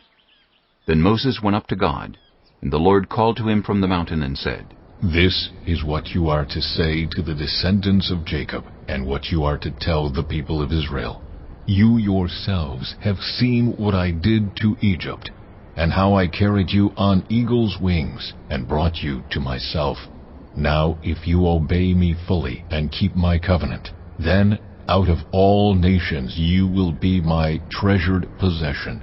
Although the whole earth is mine, you will be for me a kingdom of priests and a holy nation. These are the words you are to speak to the Israelites. So Moses went back and summoned the elders of the people, and set before them all the words the Lord had commanded him to speak. The people all responded together, We will do everything the Lord has said. So Moses brought their answer back to the Lord. The Lord said to Moses, I am going to come to you in a dense cloud, so that the people will hear me speaking with you, and will always put their trust in you. Then Moses told the Lord what the people had said. And the Lord said to Moses, Go to the people and consecrate them today and tomorrow. Have them wash their clothes and be ready by the 3rd day, because on that day the Lord will come down on Mount Sinai in the sight of all the people. Put limits for the people around the mountain, and tell them, Be careful that you do not approach the mountain or touch the foot of it. Whoever touches the mountain is to be put to death. They are to be stoned or shot with arrows. Not a hand is to be laid on them. No person or animal shall be permitted to live. Only when the ram's horn sounds a long blast may they approach the mountain. After Moses had gone down the mountain to the people, he consecrated them, and they washed their clothes. Then he said to the people, Prepare yourselves for the 3rd day. Abstain from sexual relations. On the morning of the 3rd day there was thunder and lightning, with a thick cloud over the mountain, and a very loud trumpet blast. Everyone in the camp trembled. Then Moses led the people out of the camp to meet with God, and they stood at the foot of the mountain. Mount Sinai was covered with smoke, because the Lord descended on it in fire. The smoke billowed up from it like smoke from a furnace, and the whole mountain trembled violently. As the sound of the trumpet grew louder and louder, Moses spoke, and the voice of God answered him. The Lord descended to the top of Mount Sinai, and called Moses to the top of the mountain. So Moses went up, and the Lord said to him, Go down and warn the people, so they do not force their way through to see the Lord, and many of them perish. Even the priests who approach the Lord must consecrate themselves, or the Lord will break out against them. Moses said to the Lord, The people cannot come up Mount Sinai, because you yourself warned us. Put limits around the mountain and set it apart as holy. The Lord replied, Go down and bring Aaron up with you. But the priests and the people must not force their way through to come up to the Lord, or he will break out against them. So Moses went down to the people and told them. Chapter 20. And God spoke all these words. I am the Lord your God, who brought you out of Egypt, out of the land of slavery. You shall have no other gods before me. You shall not make for yourself an image in the form of anything in heaven above, or on the earth beneath, or in the waters below. You shall not bow down to them, or worship them. For I, the Lord your God, am a jealous God, punishing the children for the sin of the parents to the 3rd and 4th generation of those who hate me, but showing love to 1,000 generations of those who love me and keep my commandments. You shall not misuse the name of the Lord your God, for the Lord will not hold anyone guiltless who misuses his name. Remember the Sabbath day by keeping it holy. 6 days you shall labor and do all your work, but the 7th day is a Sabbath to the Lord your God. On it you shall not do any work, neither you nor your son or daughter, nor your male or female servant, nor your animals, nor any foreigner residing in your towns. For in 6 days the Lord made the heavens and the earth, the sea, and all that is in them. But he rested on the 7th day. Therefore the Lord blessed the Sabbath day and made it holy. Honor your father and your mother, so that you may live long in the land the Lord your God is giving you. You shall not murder. You shall not commit adultery. You shall not steal. You shall not give false testimony against your neighbor. You shall not covet your neighbor's house. You shall not covet your neighbor's wife, or his male or female servant, his ox or donkey, or anything that belongs to your neighbor. When the people saw the thunder and lightning, and heard the trumpet, and saw the mountain in smoke, they trembled with fear. They stayed at a distance, and said to Moses, "Speak to us yourself, and we will listen. But do not have God speak to us, or we will die." Moses said to the people, "Do not be afraid. God has come to test you, so that the fear of God will be with you to keep you from sinning." The people remained at a distance, while Moses approached the thick darkness where God was. Then the Lord said to Moses, Tell the Israelites this: You have seen for yourselves that I have spoken to you from heaven. Do not make any gods to be alongside me. Do not make for yourselves gods of silver or gods of gold. Make an altar of earth for me, and sacrifice on it your burnt offerings and fellowship offerings, your sheep and goats and your cattle. Wherever I cause my name to be honored, I will come to you and bless you. If you make an altar of stones for me, do not build it with dressed stones, for you will defile it if you use a tool on it. And do not go up to my altar on steps, or your private parts may be exposed. Chapter 21. These are the laws you are to set before them. If you buy a Hebrew servant, he is to serve you for 6 years, but in the 7th year he shall go free, without paying anything. If he comes alone, he is to go free alone, but if he has a wife when he comes, she is to go with him. If his master gives him a wife, and she bears him sons or daughters, the woman and her children shall belong to her master, and only the man shall go free. But if the servant declares, I love my master and my wife and children, and do not want to go free, then his master must take him before the judges. He shall take him to the door or the doorpost, and pierce his ear with an awl. Then he will be his servant for life. If a man sells his daughter as a servant, she is not to go free as male servants do. If she does not please the master who has selected her for himself, he must let her be redeemed. He has no right to sell her to foreigners, because he has broken faith with her. If he selects her for his son, he must grant her the rights of a daughter. If he marries another woman, he must not deprive the first one of her food, clothing, and marital rights. If he does not provide her with these 3 things, she is to go free, without any payment of money. Anyone who strikes a person with a fatal blow is to be put to death. However, if it is not done intentionally, but God lets it happen, they are to flee to a place I will designate. But if anyone schemes and kills someone deliberately, that person is to be taken from my altar and put to death. Anyone who attacks their father or mother is to be put to death. Anyone who kidnaps someone is to be put to death, whether the victim has been sold or is still in the kidnapper's possession. Anyone who curses their father or mother is to be put to death. If people quarrel and one person hits another with a stone or with their fist, and the victim does not die, but is confined to bed. The one who struck the blow will not be held liable if the other can get up and walk around outside with a staff.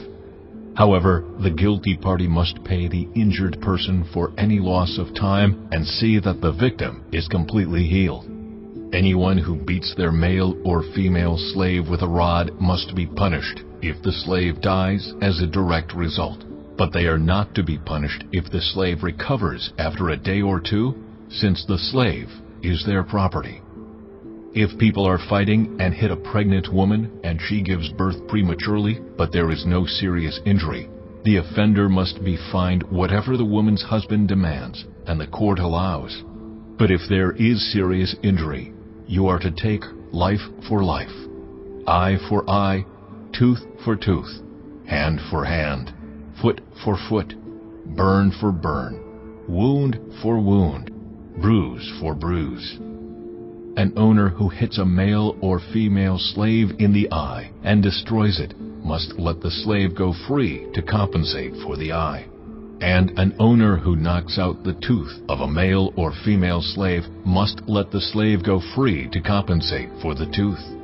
If a bull gores a man or woman to death, the bull is to be stoned to death, and its meat must not be eaten, but the owner of the bull will not be held responsible.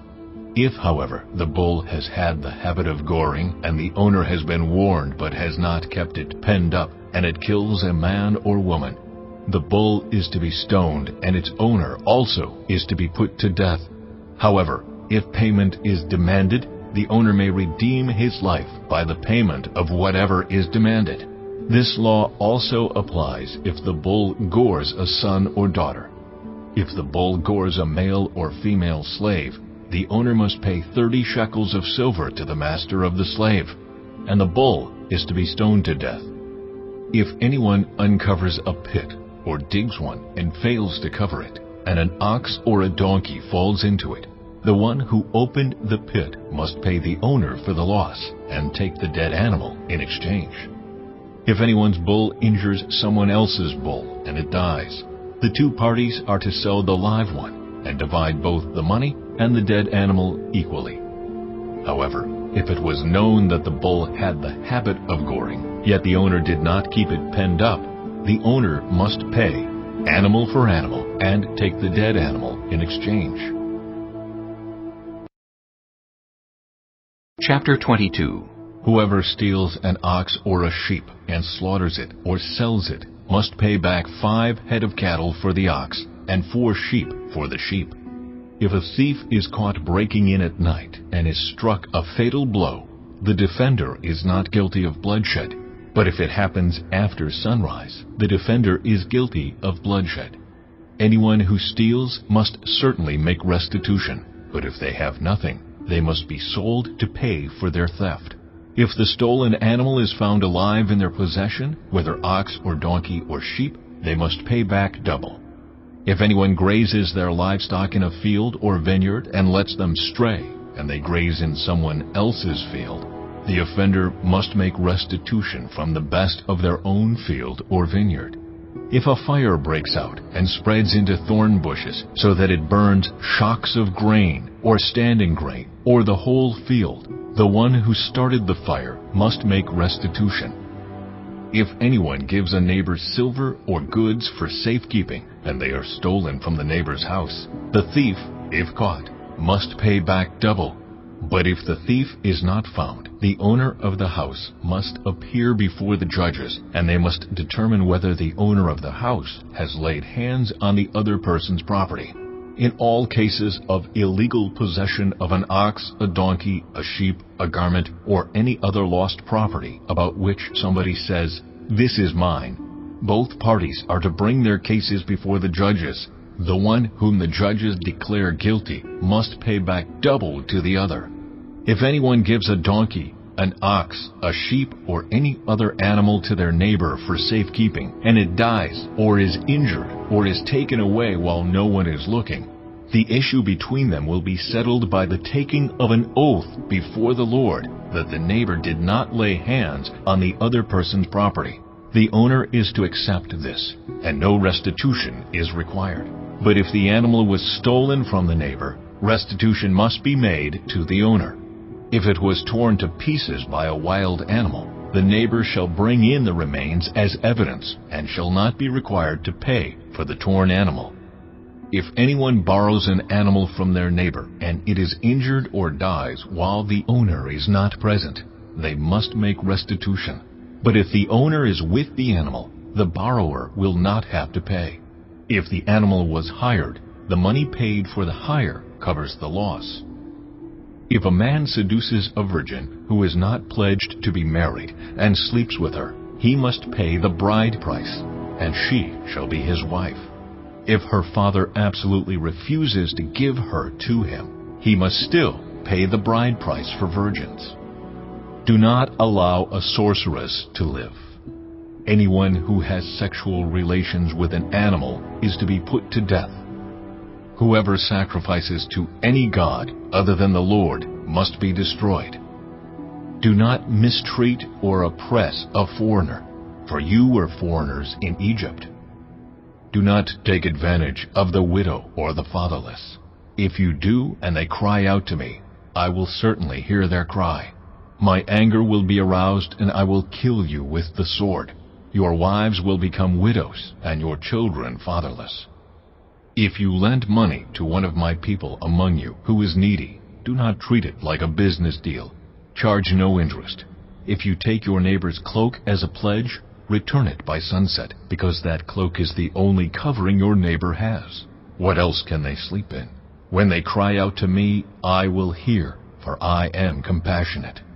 Do not blaspheme God or curse the ruler of your people. Do not hold back offerings from your granaries or your vats. You must give me the firstborn of your sons. Do the same with your cattle and your sheep. Let them stay with their mothers for 7 days, but give them to me on the 8th day. You are to be my holy people, so do not eat the meat of an animal torn by wild beasts. Throw it to the dogs. Chapter 23. Do not spread false reports. Do not help a guilty person by being a malicious witness. Do not follow the crowd in doing wrong. When you give testimony in a lawsuit, do not pervert justice by siding with the crowd, and do not show favoritism to a poor person in a lawsuit. If you come across your enemy's ox or donkey wandering off, be sure to return it. If you see the donkey of someone who hates you fallen down under its load, do not leave it there. Be sure you help them with it. Do not deny justice to your poor people in their lawsuits. Have nothing to do with a false charge, and do not put an innocent or honest person to death, for I will not acquit the guilty. Do not accept a bribe, for a bribe blinds those who see and twists the words of the innocent. Do not oppress a foreigner.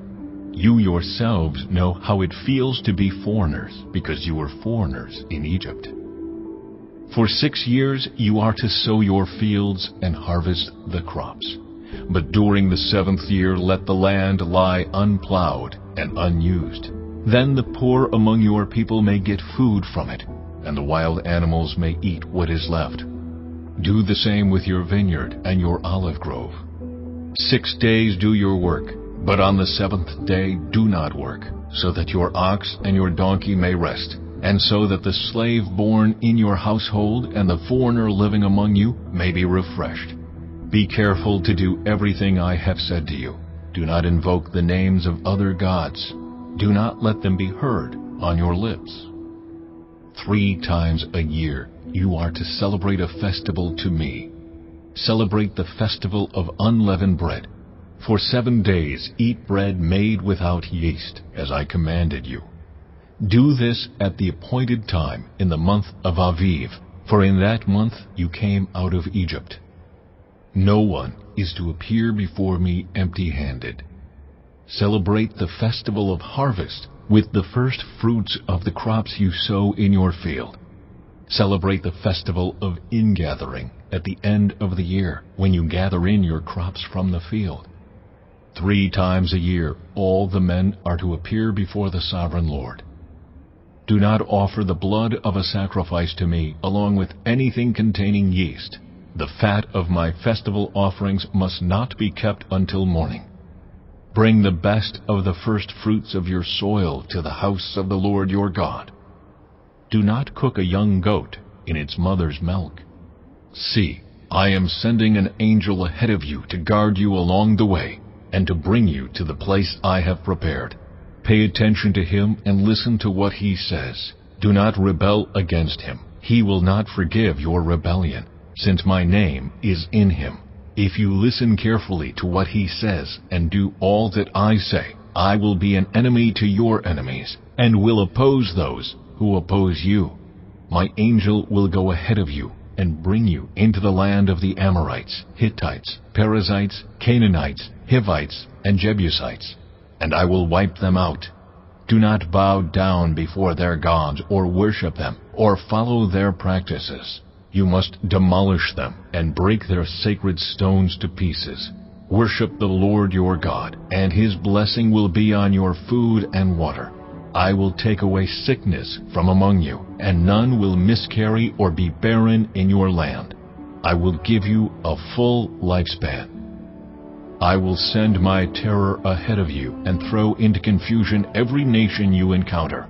I will make all your enemies turn their backs and run. I will send the hornet ahead of you to drive the Hivites, Canaanites, and Hittites out of your way.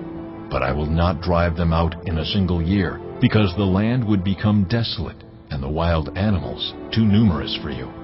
Little by little, I will drive them out before you, until you have increased enough to take possession of the land. I will establish your borders from the Red Sea to the Mediterranean Sea, and from the desert to the Euphrates River. I will give into your hands the people who live in the land, and you will drive them out before you. Do not make a covenant with them or with their gods. Do not let them live in your land, or they will cause you to sin against me, because the worship of their gods will certainly be a snare to you. Chapter 24. Then the Lord said to Moses, Come up to the Lord, you and Aaron, Nadab and Abihu, and 70 of the elders of Israel. You are to worship at a distance, but Moses alone is to approach the Lord. The others must not come near, and the people may not come up with him. When Moses went and told the people all the Lord's words and laws, they responded with one voice, Everything the Lord has said we will do. Moses then wrote down everything the Lord had said. He got up early the next morning and built an altar at the foot of the mountain and set up 12 stone pillars representing the 12 tribes of Israel. Then he sent young Israelite men, and they offered burnt offerings and sacrificed young bulls as fellowship offerings to the Lord. Moses took half of the blood and put it in bowls, and the other half he splashed against the altar. Then he took the book of the covenant and read it to the people. They responded, We will do everything the Lord has said. We will obey. Moses then took the blood, sprinkled it on the people, and said, This is the blood of the covenant that the Lord has made with you in accordance with all these words. Moses and Aaron, Nadab and Abihu, and the 70 elders of Israel went up and saw the God of Israel. Under his feet was something like a pavement made of lapis lazuli, as bright blue as the sky. But God did not raise his hand against these leaders of the Israelites. They saw God, and they ate and drank. The Lord said to Moses, Come up to me on the mountain, and stay here, and I will give you the tablets of stone with the law and commandments I have written for their instruction. Then Moses set out with Joshua his aide, and Moses went up on the mountain of God. He said to the elders, Wait here for us until we come back to you. Aaron and Hur are with you, and anyone involved in a dispute can go to them. When Moses went up on the mountain, the cloud covered it, and the glory of the Lord settled on Mount Sinai. For 6 days the cloud covered the mountain, and on the 7th day the Lord called to Moses from within the cloud. To the Israelites, the glory of the Lord looked like a consuming fire on top of the mountain. Then Moses entered the cloud as he went on up the mountain, and he stayed on the mountain 40 days and 40 nights. Chapter 25. The Lord said to Moses, Tell the Israelites to bring me an offering. you are to receive the offering for me from everyone whose heart prompts them to give. These are the offerings you are to receive from them: gold, silver, and bronze, blue, purple, and scarlet yarn, and fine linen, goat hair, ram skins dyed red, and another type of durable leather, acacia wood, olive oil for the light, spices for the anointing oil and for the fragrant incense, and onyx stones and other gems to be mounted on the ephod and breastpiece. Then have them make a sanctuary for me, and I will dwell among them. Make this tabernacle and all its furnishings exactly like the pattern I will show you.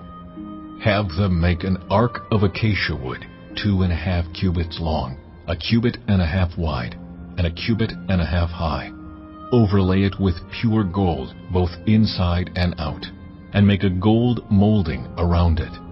Cast 4 gold rings for it, and fasten them to its 4 feet, with 2 rings on one side and 2 rings on the other.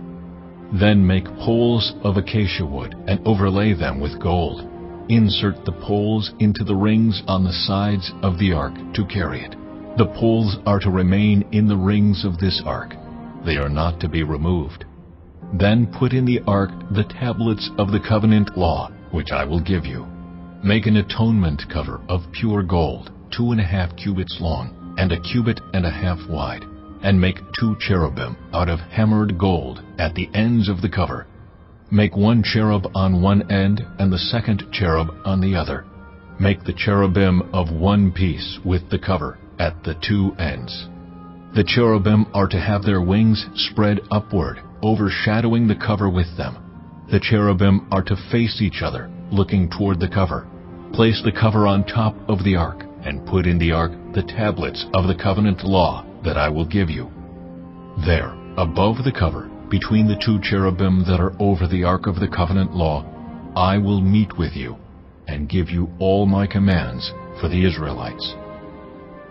Make a table of acacia wood, 2 cubits long, 1 cubit wide, and 1.5 cubits high. Overlay it with pure gold, and make a gold molding around it. Also make around it a rim a handbreadth wide, and put a gold molding on the rim. Make 4 gold rings for the table, and fasten them to the 4 corners, where the 4 legs are. The rings are to be close to the rim to hold the poles used in carrying the table. Make the poles of acacia wood, overlay them with gold, and carry the table with them. And make its plates and dishes of pure gold, as well as its pitchers and bowls for the pouring out of offerings. Put the bread of the presence on this table, to be before me at all times. Make a lampstand of pure gold. Hammer out its base and shaft, and make its flower-like cups, buds, and blossoms of one piece with them. 6 branches are to extend from the sides of the lampstand, 3 on one side and 3 on the other. 3 cups shaped like almond flowers with buds and blossoms are to be on one branch, 3 on the next branch, and the same for all 6 branches extending from the lampstand. And on the lampstand there are to be 4 cups shaped like almond flowers, with buds and blossoms. 1 bud shall be under the first pair of branches extending from the lampstand, a 2nd bud under the 2nd pair, and a 3rd bud under the 3rd pair, 6 branches in all. The buds and branches shall all be of one piece with the lampstand, hammered out of pure gold. Then make its 7 lamps, and set them up on it, so that they light the space in front of it. Its wick trimmers and trays are to be of pure gold. A talent of pure gold is to be used for the lampstand and all these accessories. See that you make them according to the pattern shown you on the mountain.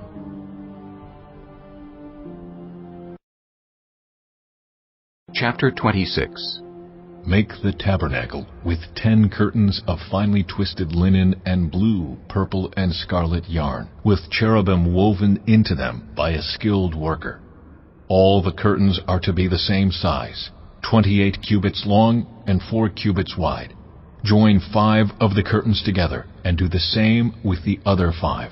Make loops of blue material along the edge of the end curtain in one set. and do the same with the end curtain in the other set. Make 50 loops on one curtain, and 50 loops on the end curtain of the other set, with the loops opposite each other. Then make 50 gold clasps, and use them to fasten the curtains together, so that the tabernacle is a unit. Make curtains of goat hair for the tent over the tabernacle, 11 altogether. All 11 curtains are to be the same size, 30 cubits long and 4 cubits wide. Join 5 of the curtains together into one set, and the other 6 into another set. Fold the 6th curtain double at the front of the tent. Make 50 loops along the edge of the end curtain in one set, and also along the edge of the end curtain in the other set. Then make 50 bronze clasps, and put them in the loops to fasten the tent together as a unit. As for the additional length of the tent curtains, the half curtain that is left over is to hang down at the rear of the tabernacle. The tent curtains will be a cubit longer on both sides. What is left will hang over the sides of the tabernacle so as to cover it.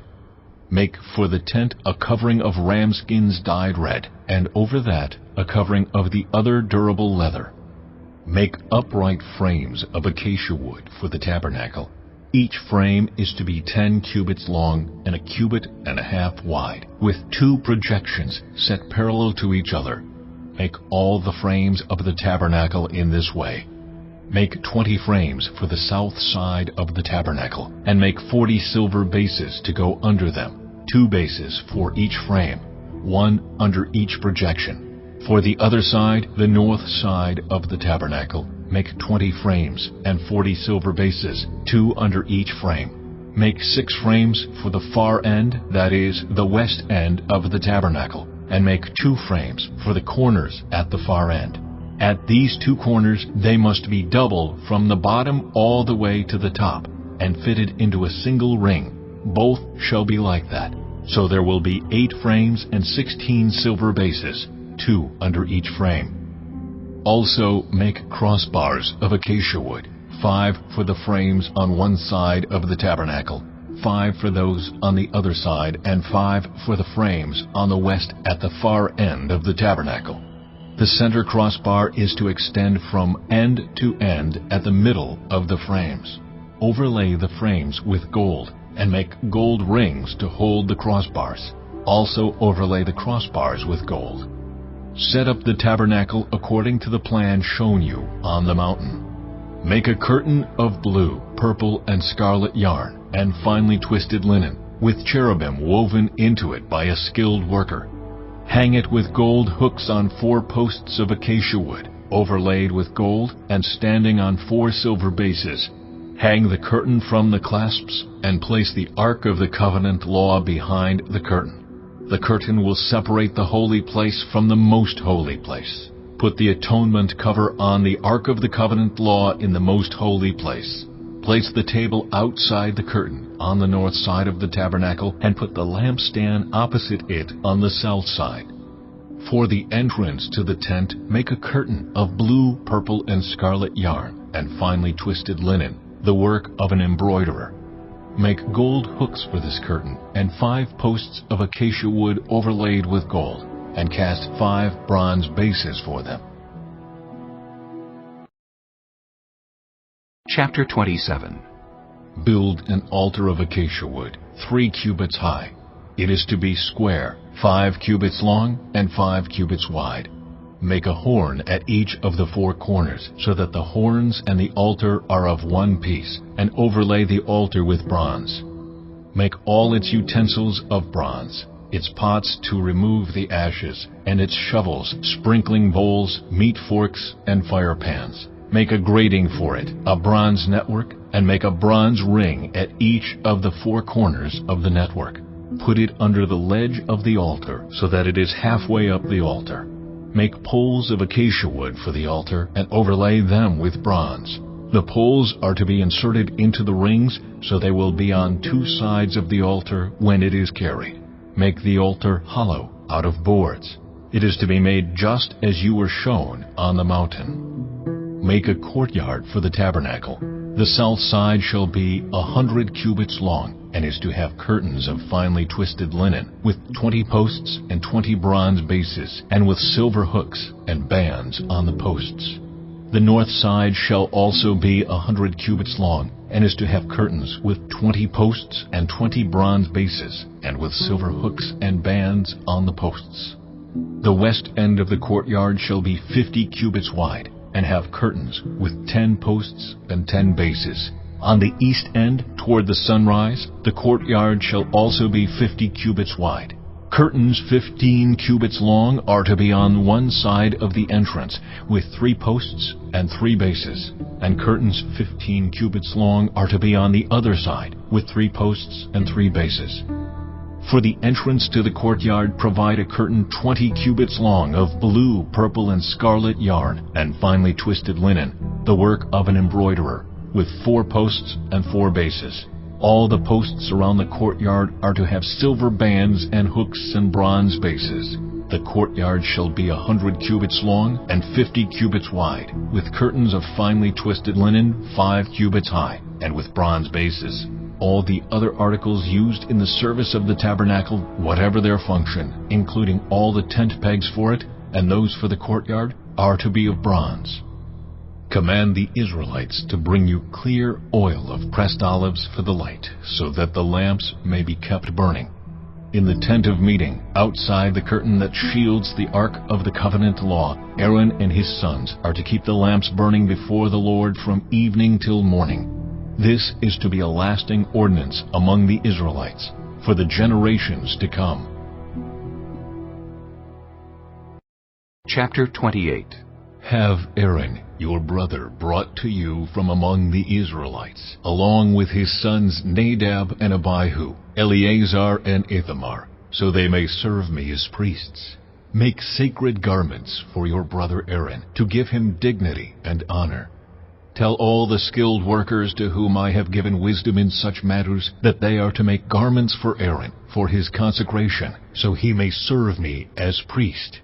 These are the garments they are to make: a breastpiece, an ephod, a robe, a woven tunic, a turban, and a sash. They are to make these sacred garments for your brother Aaron and his sons, so they may serve me as priests. Have them use gold and blue, purple and scarlet yarn, and fine linen. Make the ephod of gold and of blue, purple, and scarlet yarn, and of finely twisted linen, the work of skilled hands. It is to have 2 shoulder pieces attached to 2 of its corners, so it can be fastened.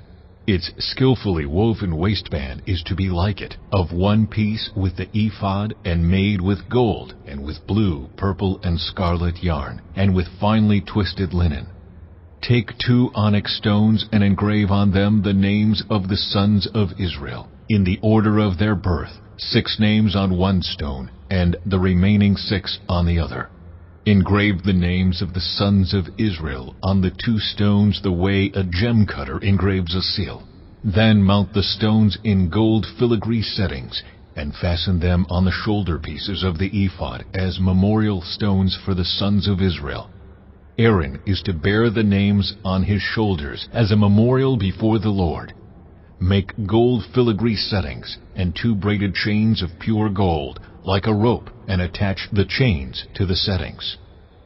Fashion a breastpiece for making decisions, the work of skilled hands. Make it like the ephod, of gold, and of blue, purple, and scarlet yarn, and of finely twisted linen. It is to be square, a span long and a span wide, and folded double. Then mount 4 rows of precious stones on it. The first row shall be carnelian, chrysolite, and beryl. The second row shall be turquoise, lapis lazuli, and emerald. The third row shall be jacinth, agate, and amethyst. The 4th row shall be topaz, onyx, and jasper. Mount them in gold filigree settings. There are to be 12 stones, 1 for each of the names of the sons of Israel, each engraved like a seal with the name of one of the 12 tribes. For the breastpiece, make braided chains of pure gold, like a rope. Make 2 gold rings for it, and fasten them to 2 corners of the breastpiece. Fasten the 2 gold chains to the rings at the corners of the breastpiece, and the other ends of the chains to the 2 settings, attaching them to the shoulder pieces of the ephod at the front. Make 2 gold rings and attach them to the other 2 corners of the breastpiece on the inside edge next to the ephod. Make 2 more gold rings and attach them to the bottom of the shoulder pieces on the front of the ephod, close to the seam just above the waistband of the ephod. The rings of the breastpiece are to be tied to the rings of the ephod with blue cord, connecting it to the waistband, so that the breastpiece will not swing out from the ephod.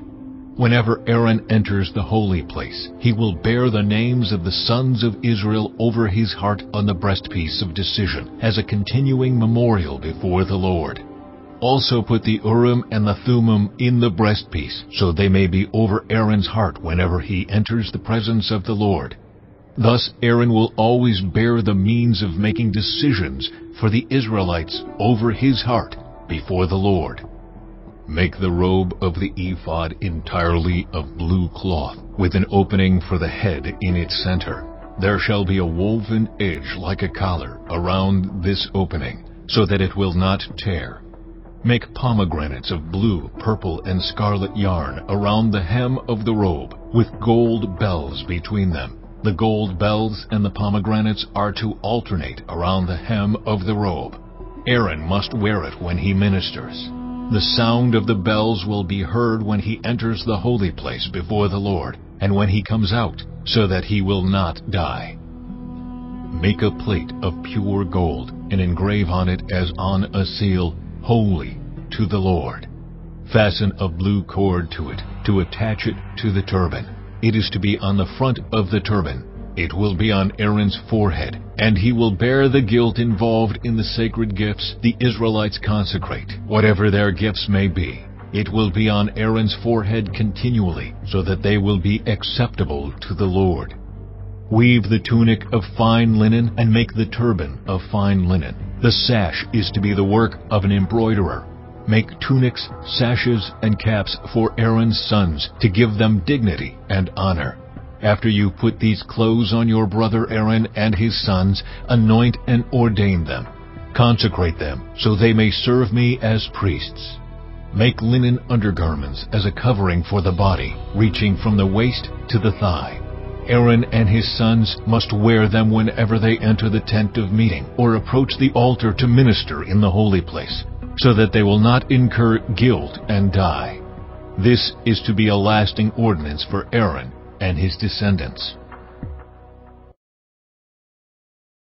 Chapter 29. This is what you are to do to consecrate them, so they may serve me as priests. Take a young bull and 2 rams without defect, and from the finest wheat flour make round loaves without yeast, thick loaves without yeast, and with olive oil mixed in, and thin loaves without yeast, and brushed with olive oil. Put them in a basket, and present them along with the bull and the 2 rams. Then bring Aaron and his sons to the entrance to the tent of meeting, and wash them with water. Take the garments and dress Aaron with the tunic, the robe of the ephod itself, and the breastpiece. Fasten the ephod on him by its skillfully woven waistband. Put the turban on his head and attach the sacred emblem to the turban. Take the anointing oil and anoint him by pouring it on his head. Bring his sons and dress them in tunics, and fasten caps on them. Then tie sashes on Aaron and his sons. The priesthood is theirs by a lasting ordinance. Then you shall ordain Aaron and his sons. Bring the bull to the front of the tent of meeting, and Aaron and his sons shall lay their hands on its head. Slaughter it in the Lord's presence at the entrance to the tent of meeting. Take some of the bull's blood and put it on the horns of the altar with your finger, and pour out the rest of it at the base of the altar. Then take all the fat on the internal organs, the long lobe of the liver, and both kidneys with the fat on them, and burn them on the altar. But burn the bull's flesh and its hide and its intestines outside the camp. It is a sin offering. Take one of the rams, and Aaron and his sons shall lay their hands on its head. Slaughter it and take the blood and splash it against the sides of the altar. Cut the ram into pieces and wash the internal organs and the legs, putting them with the head and the other pieces. Then burn the entire ram on the altar. It is a burnt offering to the Lord, a pleasing aroma, a food offering presented to the Lord. Take the other ram, and Aaron and his sons shall lay their hands on its head. Slaughter it. Take some of its blood and put it on the lobes of the right ears of Aaron and his sons, on the thumbs of their right hands, and on the big toes of their right feet. Then splash blood against the sides of the altar. And take some blood from the altar and some of the anointing oil, and sprinkle it on Aaron and his garments, and on his sons and their garments. Then he and his sons and their garments will be consecrated. Take from this ram the fat tail, the fat on the internal organs, the long lobe of the liver, both kidneys with the fat on them, and the right thigh. This is the ram for the ordination. From the basket of bread made without yeast, which is before the Lord, take 1 round loaf, 1 thick loaf with olive oil mixed in, and 1 thin loaf. Put all these in the hands of Aaron and his sons, and have them wave them before the Lord as a wave offering. Then take them from their hands and burn them on the altar, along with the burnt offering for a pleasing aroma to the Lord, a food offering presented to the Lord. After you take the breast of the ram for Aaron's ordination, wave it before the Lord as a wave offering, and it will be your share. Consecrate those parts of the ordination ram that belong to Aaron and his sons, the breast that was waved and the thigh that was presented. This is always to be the perpetual share from the Israelites for Aaron and his sons. It is the contribution the Israelites are to make to the Lord from their fellowship offerings. Aaron's sacred garments will belong to his descendants so that they can be anointed and ordained in them. The son who succeeds him as priest and comes to the tent of meeting to minister in the holy place is to wear them 7 days. Take the ram for the ordination and cook the meat in a sacred place. At the entrance to the tent of meeting, Aaron and his sons are to eat the meat of the ram and the bread that is in the basket. They are to eat these offerings by which atonement was made for their ordination and consecration. But no one else may eat them, because they are sacred. And if any of the meat of the ordination ram or any bread is left over till morning, burn it up. It must not be eaten, because it is sacred. Do for Aaron and his sons everything I have commanded you, taking 7 days to ordain them. Sacrifice a bull each day as a sin offering to make atonement. Purify the altar by making atonement for it, and anoint it to consecrate it. For 7 days make atonement for the altar and consecrate it. Then the altar will be most holy, and whatever touches it will be holy. This is what you are to offer on the altar regularly, each day. 2 lambs a year old. Offer one in the morning and the other at twilight.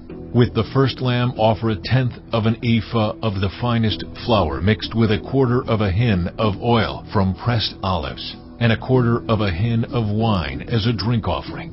Sacrifice the other lamb at twilight with the same grain offering and its drink offering as in the morning, a pleasing aroma, a food offering presented to the Lord. For the generations to come, this burnt offering is to be made regularly at the entrance to the tent of meeting before the Lord. There I will meet you and speak to you. There also I will meet with the Israelites, and the place will be consecrated by my glory. So I will consecrate the tent of meeting and the altar, and will consecrate Aaron and his sons to serve me as priests. Then I will dwell among the Israelites and be their God. They will know that I am the Lord their God, who brought them out of Egypt so that I might dwell among them. I am the Lord their God. Chapter 30. Make an altar of acacia wood for burning incense. It is to be square, 1 cubit long and 1 cubit wide, and 2 cubits high, its horns of 1 piece with it. Overlay the top and all the sides and the horns with pure gold, and make a gold molding around it. Make 2 gold rings for the altar below the molding, 2 on each of the opposite sides, to hold the poles used to carry it. Make the poles of acacia wood and overlay them with gold. Put the altar in front of the curtain that shields the Ark of the Covenant Law, before the atonement cover that is over the tablets of the Covenant Law, where I will meet with you. Aaron must burn fragrant incense on the altar every morning when he tends the lamps. He must burn incense again when he lights the lamps at twilight, so incense will burn regularly before the Lord for the generations to come. Do not offer on this altar any other incense or any burnt offering or grain offering, and do not pour a drink offering on it. Once a year Aaron shall make atonement on its horns. This annual atonement must be made with the blood of the atoning sin offering for the generations to come. It is most holy to the Lord. Then the Lord said to Moses, When you take a census of the Israelites to count them, each one must pay the Lord a ransom for his life at the time he is counted. Then no plague will come on them when you number them. Each one who crosses over to those already counted is to give a half shekel, according to the sanctuary shekel, which weighs 20 gerahs. This half shekel is an offering to the Lord. All who cross over, those 20 years old or more, are to give an offering to the Lord. The rich are not to give more than a half shekel, and the poor are not to give less when you make the offering to the Lord to atone for your lives. Receive the atonement money from the Israelites and use it for the service of the tent of meeting. It will be a memorial for the Israelites before the Lord, making atonement for your lives. Then the Lord said to Moses, Make a bronze basin with its bronze stand for washing. Place it between the tent of meeting and the altar, and put water in it. Aaron and his sons are to wash their hands and feet with water from it. Whenever they enter the tent of meeting, they shall wash with water so that they will not die. Also, when they approach the altar to minister by presenting a food offering to the Lord, they shall wash their hands and feet so that they will not die. This is to be a lasting ordinance for Aaron and his descendants for the generations to come. Then the Lord said to Moses, Take the following fine spices: 500 shekels of liquid myrrh, half as much, that is, 250 shekels of fragrant cinnamon, 250 shekels of fragrant calamus, 500 shekels of cassia, all according to the sanctuary shekel, and a hin of olive oil. Make these into a sacred anointing oil, a fragrant blend, the work of a perfumer. It will be the sacred anointing oil. Then use it to anoint the tent of meeting, the Ark of the Covenant Law, the table and all its articles, the lampstand and its accessories, the altar of incense, the altar of burnt offering and all its utensils, and the basin with its stand. You shall consecrate them so they will be most holy, and whatever touches them will be holy. Anoint Aaron and his sons and consecrate them, so they may serve me as priests. Say to the Israelites, This is to be my sacred anointing oil for the generations to come. Do not pour it on anyone else's body, and do not make any other oil using the same formula. It is sacred, and you are to consider it sacred. Whoever makes perfume like it and puts it on anyone other than a priest must be cut off from their people. Then the Lord said to Moses, Take fragrant spices, gum resin, onycha, and galbanum, and pure frankincense, all in equal amounts, and make a fragrant blend of incense, the work of a perfumer. It is to be salted and pure and sacred. Grind some of it to powder, and place it in front of the Ark of the Covenant Law in the tent of meeting, where I will meet with you. It shall be most holy to you. Do not make any incense with this formula for yourselves. Consider it holy to the Lord. Whoever makes incense like it to enjoy its fragrance must be cut off from their people. Chapter 31. Then the Lord said to Moses, See, I have chosen Bezalel, son of Uri, the son of Hur, of the tribe of Judah, and I have filled him with the Spirit of God, with wisdom, with understanding, with knowledge, and with all kinds of skills, to make artistic designs for work in gold, silver, and bronze, to cut and set stones, to work in wood, and to engage in all kinds of crafts. Moreover, I have appointed Aholiab son of Ahisamach of the tribe of Dan to help him. Also, I have given ability to all the skilled workers to make everything I have commanded you: the tent of meeting, the ark of the covenant law, with the atonement cover on it, and all the other furnishings of the tent, the table and its articles, the pure gold lampstand and all its accessories, the altar of incense, the altar of burnt offering and all its utensils, the basin with its stand, and also the woven garments, both the sacred garments for Aaron the priest and the garments for his sons when they serve as priests, and the anointing oil and fragrant incense for the holy place. They are to make them just as I commanded you. Then the Lord said to Moses, Say to the Israelites, You must observe my Sabbaths. This will be a sign between me and you for the generations to come, so you may know that I am the Lord who makes you holy. Observe the Sabbath, because it is holy to you. Anyone who desecrates it is to be put to death. Those who do any work on that day must be cut off from their people. For 6 days' work is to be done, but the seventh day is a day of Sabbath rest, holy to the Lord. Whoever does any work on the Sabbath day is to be put to death. The Israelites are to observe the Sabbath, celebrating it for the generations to come as a lasting covenant. It will be a sign between me and the Israelites forever. For in 6 days the Lord made the heavens and the earth, and on the seventh day he rested and was refreshed. When the Lord finished speaking to Moses on Mount Sinai, he gave him the 2 tablets of the covenant law, the tablets of stone, inscribed by the finger of God. Chapter 32. When the people saw that Moses was so long in coming down from the mountain, they gathered around Aaron and said, Come, make us gods who will go before us. As for this fellow Moses who brought us up out of Egypt, we don't know what has happened to him. Aaron answered them, Take off the gold earrings that your wives, your sons, and your daughters are wearing, and bring them to me. So all the people took off their earrings and brought them to Aaron. He took what they handed him and made it into an idol cast in the shape of a calf, fashioning it with a tool. Then they said, These are your gods, Israel, who brought you up out of Egypt. When Aaron saw this, he built an altar in front of the calf and announced, Tomorrow there will be a festival to the Lord. So the next day the people rose early and sacrificed burnt offerings and presented fellowship offerings. Afterward they sat down to eat and drink and got up to indulge in revelry. Then the Lord said to Moses, Go down, because your people, whom you brought up out of Egypt, have become corrupt. They have been quick to turn away from what I commanded them, and have made themselves an idol cast in the shape of a calf. They have bowed down to it and sacrificed to it, and have said, These are your gods, Israel, who brought you up out of Egypt.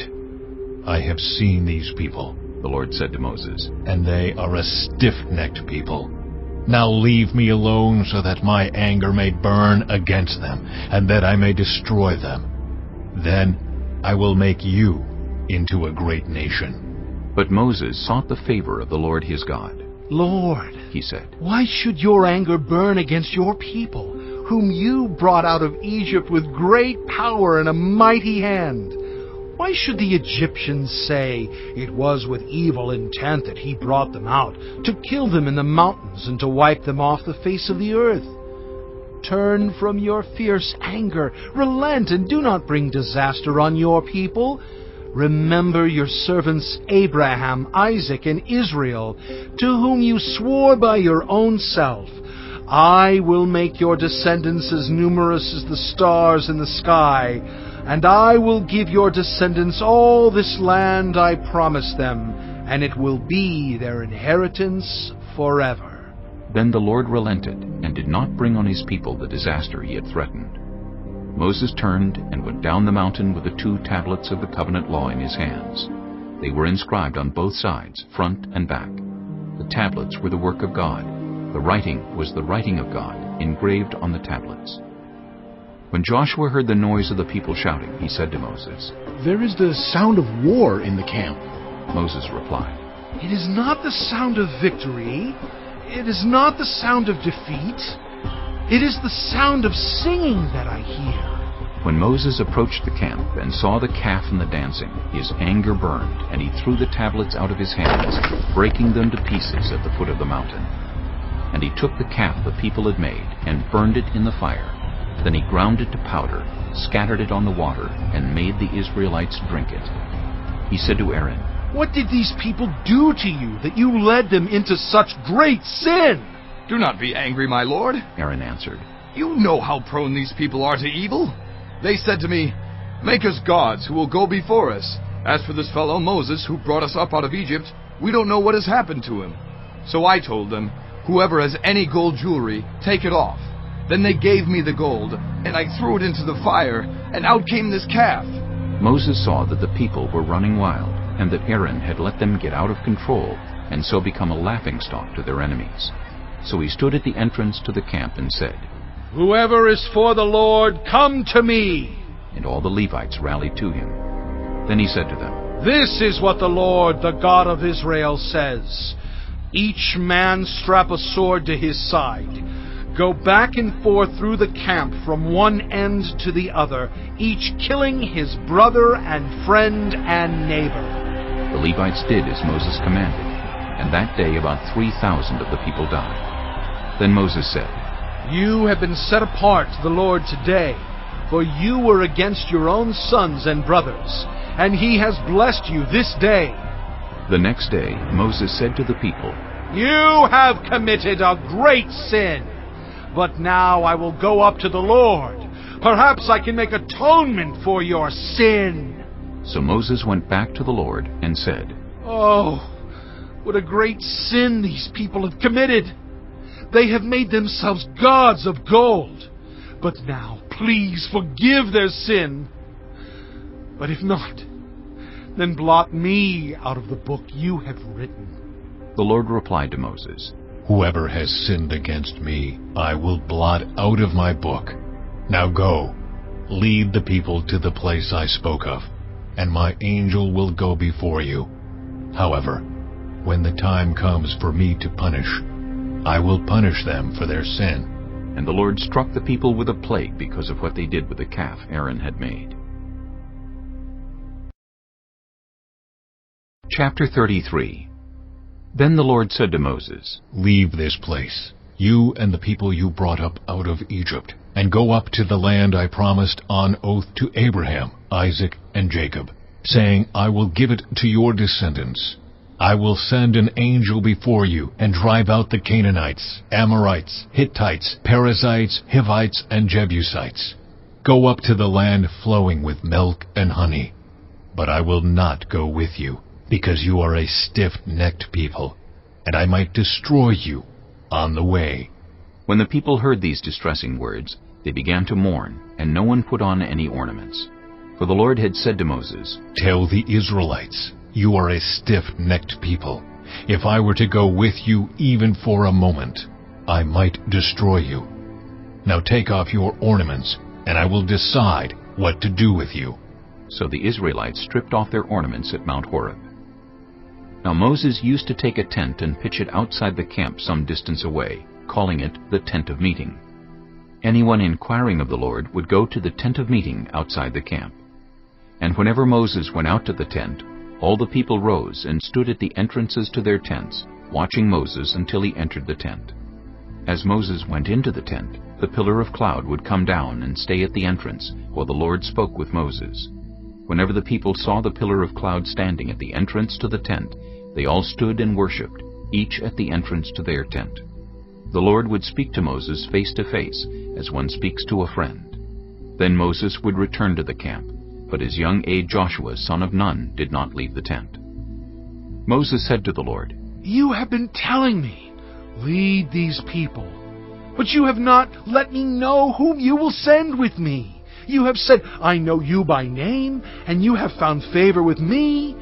If you are pleased with me, teach me your ways, so I may know you and continue to find favor with you. Remember that this nation is your people. The Lord replied, My presence will go with you, and I will give you rest. Then Moses said to him, If your presence does not go with us, do not send us up from here. How will anyone know that you are pleased with me and with your people unless you go with us? What else will distinguish me and your people from all the other people on the face of the earth? And the Lord said to Moses, I will do the very thing you have asked, because I am pleased with you, and I know you by name. Then Moses said, Now, show me your glory. And the Lord said, I will cause all my goodness to pass in front of you, and I will proclaim my name, the Lord, in your presence. I will have mercy on whom I will have mercy, and I will have compassion on whom I will have compassion. But, he said, you cannot see my face, for no one may see me and live. Then the Lord said, There is a place near me where you may stand on a rock. When my glory passes by, I will put you in a cleft in the rock and cover you with my hand until I have passed by. Then I will remove my hand, and you will see my back, but my face must not be seen. Chapter 34. The Lord said to Moses, Chisel out 2 stone tablets like the first ones, and I will write on them the words that were on the first tablets, which you broke. Be ready in the morning, and then come up on Mount Sinai. Present yourself to me there on top of the mountain. No one is to come with you or be seen anywhere on the mountain. Not even the flocks and herds may graze in front of the mountain. So Moses chiseled out 2 stone tablets like the first ones, and went up Mount Sinai early in the morning, as the Lord had commanded him. And he carried the 2 stone tablets in his hands. Then the Lord came down in the cloud, and stood there with him, and proclaimed his name, the Lord. And he passed in front of Moses, proclaiming, The Lord, the compassionate and gracious God, slow to anger, abounding in love and faithfulness, maintaining love to thousands, and forgiving wickedness, rebellion, and sin. Yet he does not leave the guilty unpunished. He punishes the children and their children for the sin of the parents to the 3rd and 4th generation. Moses bowed to the ground at once and worshipped. Lord, he said, if I have found favor in your eyes, then let the Lord go with us. Although this is a stiff-necked people, forgive our wickedness and our sin, and take us as your inheritance. Then the Lord said, I am making a covenant with you. Before all your people I will do wonders never before done in any nation in all the world. The people you live among will see how awesome is the work that I, the Lord, will do for you. Obey what I command you today. I will drive out before you the Amorites, Canaanites, Hittites, Perizzites, Hivites, and Jebusites. Be careful not to make a treaty with those who live in the land where you are going, or they will be a snare among you. Break down their altars, smash their sacred stones, and cut down their Asherah poles. Do not worship any other god, for the Lord, whose name is jealous, is a jealous God. Be careful not to make a treaty with those who live in the land, for when they prostitute themselves to their gods and sacrifice to them, they will invite you, and you will eat their sacrifices. And when you choose some of their daughters as wives for your sons, and those daughters prostitute themselves to their gods, they will lead your sons to do the same. Do not make any idols. Celebrate the festival of unleavened bread. For 7 days eat bread made without yeast, as I commanded you. Do this at the appointed time in the month of Aviv, for in that month you came out of Egypt. The first offspring of every womb belongs to me, including all the firstborn males of your livestock, whether from herd or flock. Redeem the firstborn donkey with a lamb, but if you do not redeem it, break its neck. Redeem all your firstborn sons. No one is to appear before me empty-handed. 6 days you shall labor, but on the 7th day you shall rest. Even during the plowing season and harvest you must rest. Celebrate the festival of weeks with the first fruits of the wheat harvest, and the festival of ingathering at the turn of the year. 3 times a year all your men are to appear before the sovereign Lord, the God of Israel.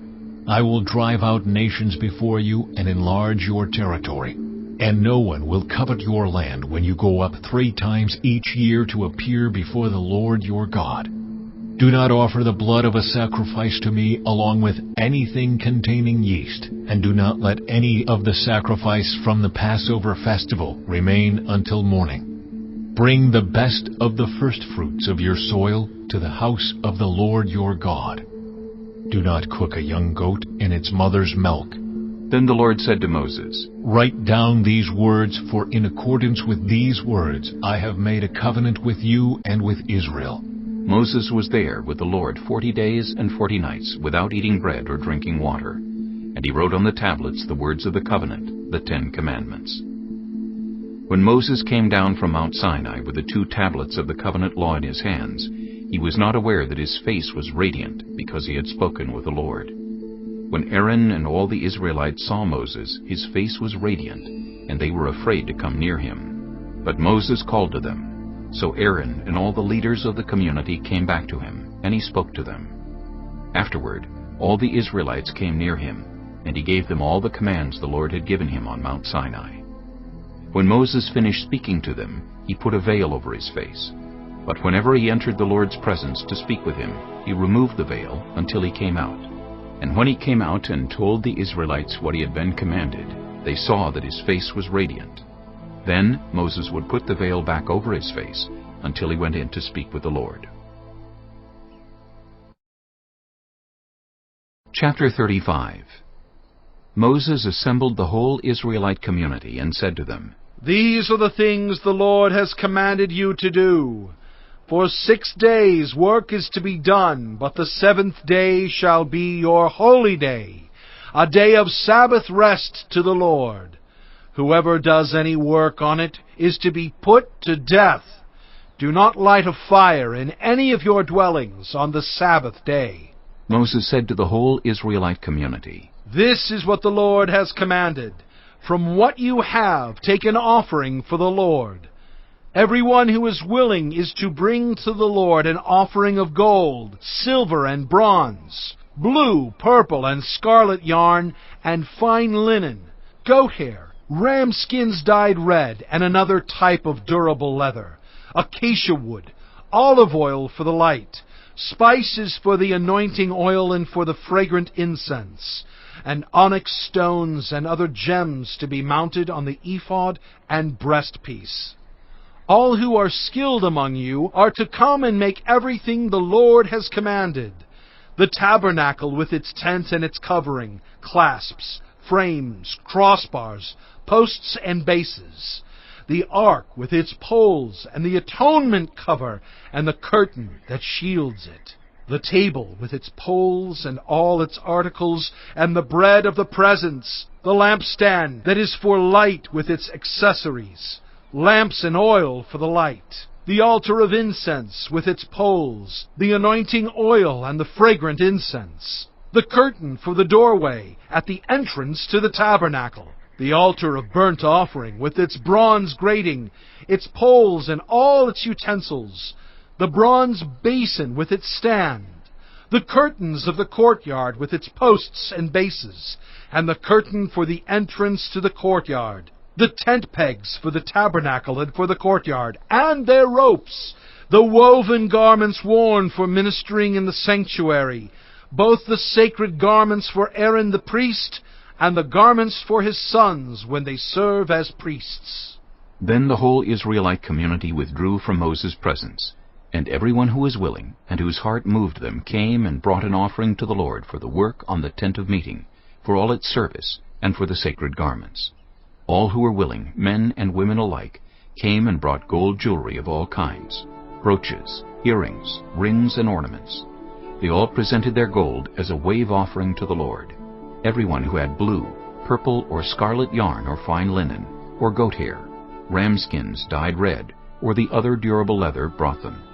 Those presenting an offering of silver or bronze brought it as an offering to the Lord, and everyone who had acacia wood for any part of the work brought it. Every skilled woman spun with her hands, and brought what she had spun, blue, purple, or scarlet yarn, or fine linen. And all the women who were willing and had the skill spun the goat hair. The leaders brought onyx stones and other gems to be mounted on the ephod and breastpiece. They also brought spices and olive oil for the light, and for the anointing oil, and for the fragrant incense. All the Israelite men and women who were willing brought to the Lord freewill offerings for all the work the Lord through Moses had commanded them to do. Then Moses said to the Israelites, See, the Lord has chosen Bezalel, son of Uri, the son of Hur, of the tribe of Judah, and he has filled him with the Spirit of God, with wisdom, with understanding, with knowledge, and with all kinds of skills, to make artistic designs for work in gold, silver, and bronze, to cut and set stones, to work in wood, and to engage in all kinds of artistic crafts. And he has given both him and Aholiab, son of Ahisamach, of the tribe of Dan, the ability to teach others. He has filled them with skill to do all kinds of work, as engravers, designers, embroiderers in blue, purple, and scarlet yarn and fine linen, and weavers, all of them skilled workers and designers. Chapter 36. So Bezalel, Aholiab, and every skilled person to whom the Lord has given skill and ability to know how to carry out all the work of constructing the sanctuary are to do the work just as the Lord has commanded.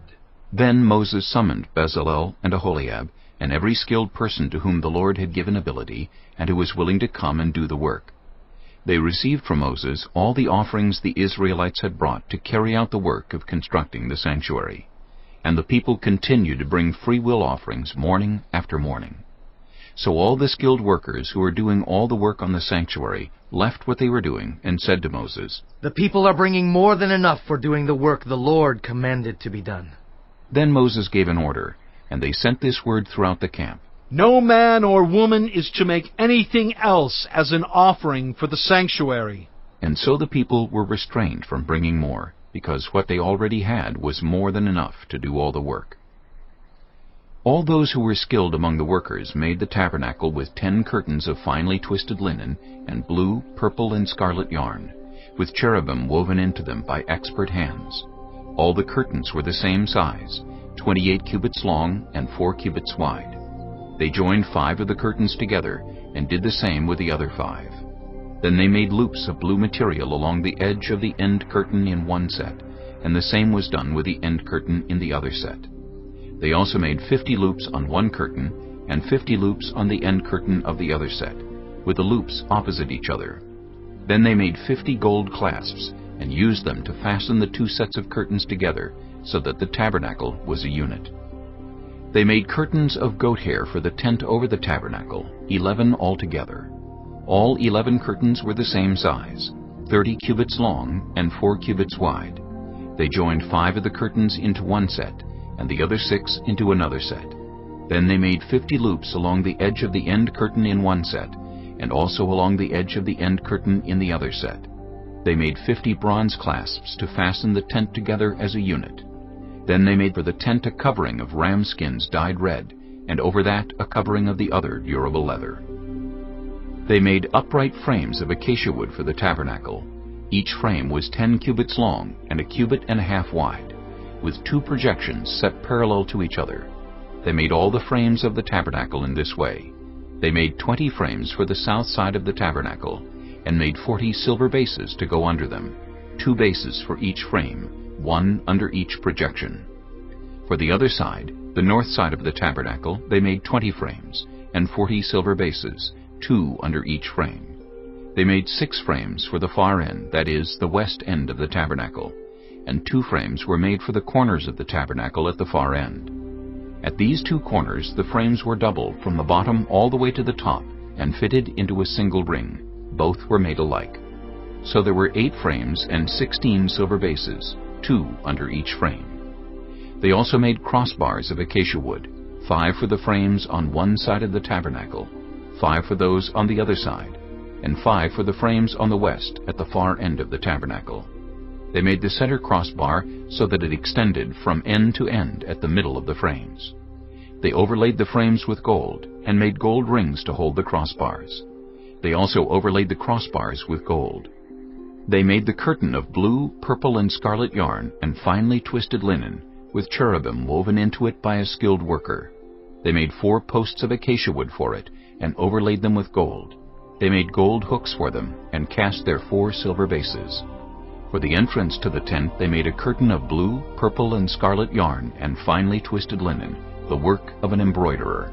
And they made 5 posts with hooks for them. They overlaid the tops of the posts and their bands with gold, and made their 5 bases of bronze. Chapter 37. Bezalel made the ark of acacia wood, 2.5 cubits long, 1.5 cubits wide, and 1.5 cubits high. He overlaid it with pure gold, both inside and out, and made a gold molding around it. He cast 4 gold rings for it, and fastened them to its 4 feet, with 2 rings on one side, and 2 rings on the other. Then he made poles of acacia wood, and overlaid them with gold, and he inserted the poles into the rings on the sides of the ark to carry it.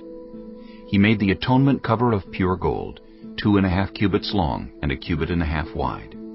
Then he made 2 cherubim out of hammered gold at the ends of the cover. He made 1 cherub on one end, and the second cherub on the other. At the 2 ends he made them of one piece with the cover. The cherubim had their wings spread upward, overshadowing the cover with them. The cherubim faced each other, looking toward the cover. They made the table of acacia wood, 2 cubits long, 1 cubit wide, and 1.5 cubits high. Then they overlaid it with pure gold, and made a gold molding around it.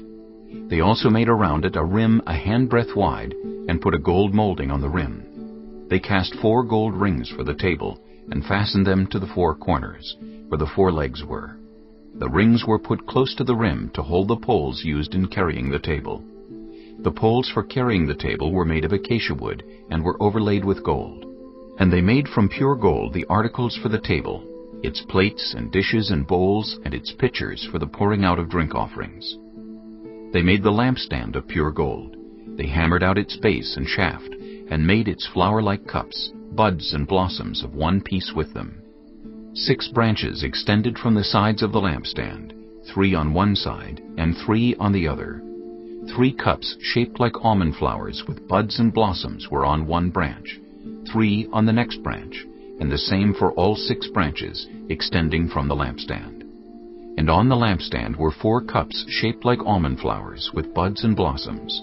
1 bud was under the first pair of branches extending from the lampstand, a second bud under the second pair, and a third bud under the third pair, 6 branches in all. The buds and the branches were all of one piece with the lampstand, hammered out of pure gold. They made its 7 lamps, as well as its wick trimmers and trays of pure gold. They made the lampstand and all its accessories from 1 talent of pure gold. They made the altar of incense out of acacia wood. It was square, 1 cubit long and 1 cubit wide, and 2 cubits high, its horns of one piece with it. They overlaid the top and all the sides and the horns with pure gold, and made a gold molding around it. They made 2 gold rings below the molding, 2 on each of the opposite sides to hold the poles used to carry it. They made the poles of acacia wood, and overlaid them with gold. They also made the sacred anointing oil and the pure fragrant incense, the work of a perfumer. Chapter 38. They built the altar of burnt offering of acacia wood, 3 cubits high. It was square, 5 cubits long and 5 cubits wide. They made a horn at each of the 4 corners, so that the horns and the altar were of one piece, and they overlaid the altar with bronze.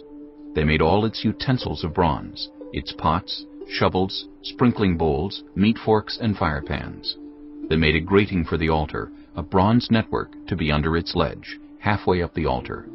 They cast bronze rings to hold the poles for the 4 corners of the bronze grating. They made the poles of acacia wood and overlaid them with bronze. They inserted the poles into the rings so they would be on the sides of the altar for carrying it. They made it hollow out of boards.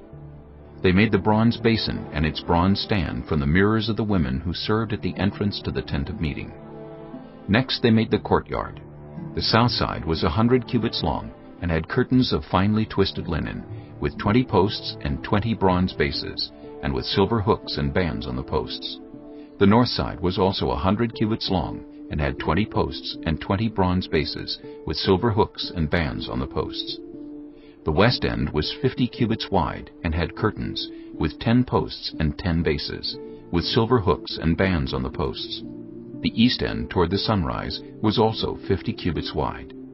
Curtains 15 cubits long were on one side of the entrance, with 3 posts and 3 bases, and curtains 15 cubits long were on the other side of the entrance to the courtyard, with 3 posts and 3 bases. All the curtains around the courtyard were of finely twisted linen. The bases for the posts were bronze. The hooks and bands on the posts were silver, and their tops were overlaid with silver, so all the posts of the courtyard had silver bands. The curtain for the entrance to the courtyard was made of blue, purple, and scarlet yarn and finely twisted linen, the work of an embroiderer. It was 20 cubits long and, like the curtains of the courtyard, 5 cubits high, with 4 posts and 4 bronze bases. Their hooks and bands were silver, and their tops were overlaid with silver.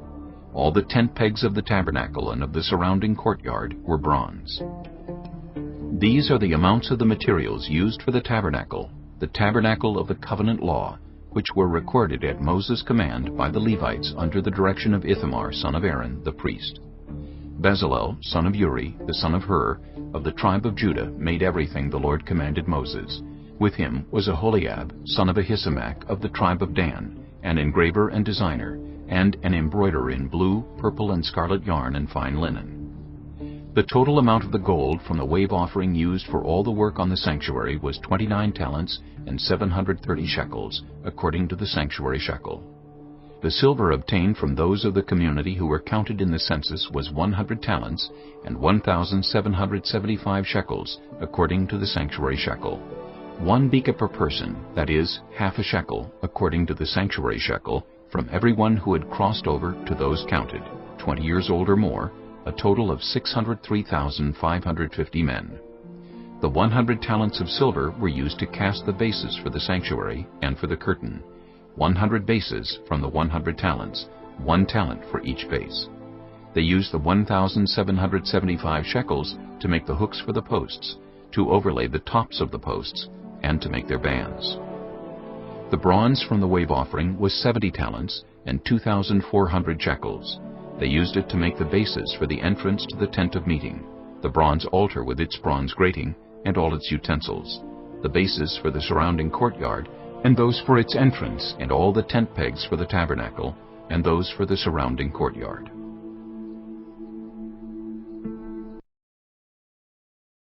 Chapter 39. From the blue, purple, and scarlet yarn they made woven garments for ministering in the sanctuary. They also made sacred garments for Aaron, as the Lord commanded Moses. They made the ephod of gold, and of blue, purple, and scarlet yarn, and of finely twisted linen. They hammered out thin sheets of gold, and cut strands to be worked into the blue, purple, and scarlet yarn and fine linen, the work of skilled hands. They made shoulder pieces for the ephod, which were attached to 2 of its corners, so it could be fastened. Its skillfully woven waistband was like it, of 1 piece with the ephod, and made with gold, and with blue, purple, and scarlet yarn, and with finely twisted linen, as the Lord commanded Moses. They mounted the onyx stones in gold filigree settings, and engraved them like a seal with the names of the sons of Israel. Then they fastened them on the shoulder pieces of the ephod as memorial stones for the sons of Israel, as the Lord commanded Moses. They fashioned the breastpiece, the work of a skilled craftsman. They made it like the ephod, of gold and of blue, purple, and scarlet yarn, and of finely twisted linen. It was square, a span long and a span wide, and folded double. Then they mounted 4 rows of precious stones on it. The first row was carnelian, chrysolite, and beryl. The second row was turquoise, lapis lazuli, and emerald. The third row was jacinth, agate, and amethyst. The fourth row was topaz, onyx, and jasper. They were mounted in gold filigree settings. There were 12 stones, one for each of the names of the sons of Israel, each engraved like a seal with the name of one of the 12 tribes. For the breastpiece, they made braided chains of pure gold like a rope. They made 2 gold filigree settings and 2 gold rings, and fastened the rings to 2 of the corners of the breastpiece. They fastened the 2 gold chains to the rings at the corners of the breastpiece, and the other ends of the chains to the 2 settings, attaching them to the shoulder pieces of the ephod at the front. They made 2 gold rings and attached them to the other 2 corners of the breastpiece on the inside edge next to the ephod. Then they made 2 more gold rings and attached them to the bottom of the shoulder pieces on the front of the ephod, close to the seam just above the waistband of the ephod. They tied the rings of the breastpiece to the rings of the ephod with blue cord, connecting it to the waistband so that the breastpiece would not swing out from the ephod, as the Lord commanded Moses.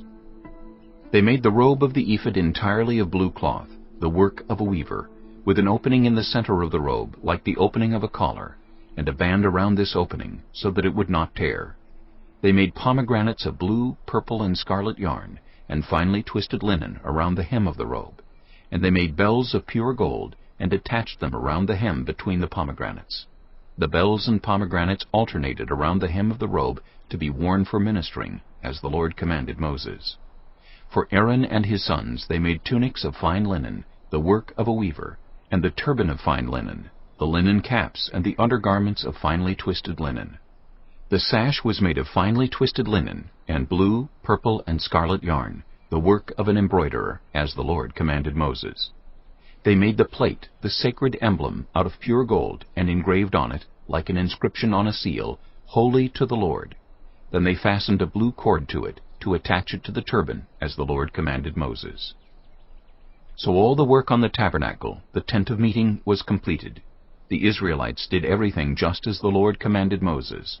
Then they brought the tabernacle to Moses, the tent and all its furnishings, its clasps, frames, crossbars, posts, and bases, the covering of ram skins dyed red, and the covering of another durable leather, and the shielding curtain, the ark of the covenant law with its poles, and the atonement cover, the table with all its articles, and the bread of the presence, the pure gold lampstand with its row of lamps and all its accessories, and the olive oil for the light, the gold altar, the anointing oil, the fragrant incense, and the curtain for the entrance to the tent, the bronze altar with its bronze grating, its poles and all its utensils, the basin with its stand, the curtains of the courtyard with its posts and bases, and the curtain for the entrance to the courtyard, the ropes and tent pegs for the courtyard, all the furnishings for the tabernacle, the tent of meeting, and the woven garments worn for ministering in the sanctuary, both the sacred garments for Aaron the priest and the garments for his sons when serving as priests.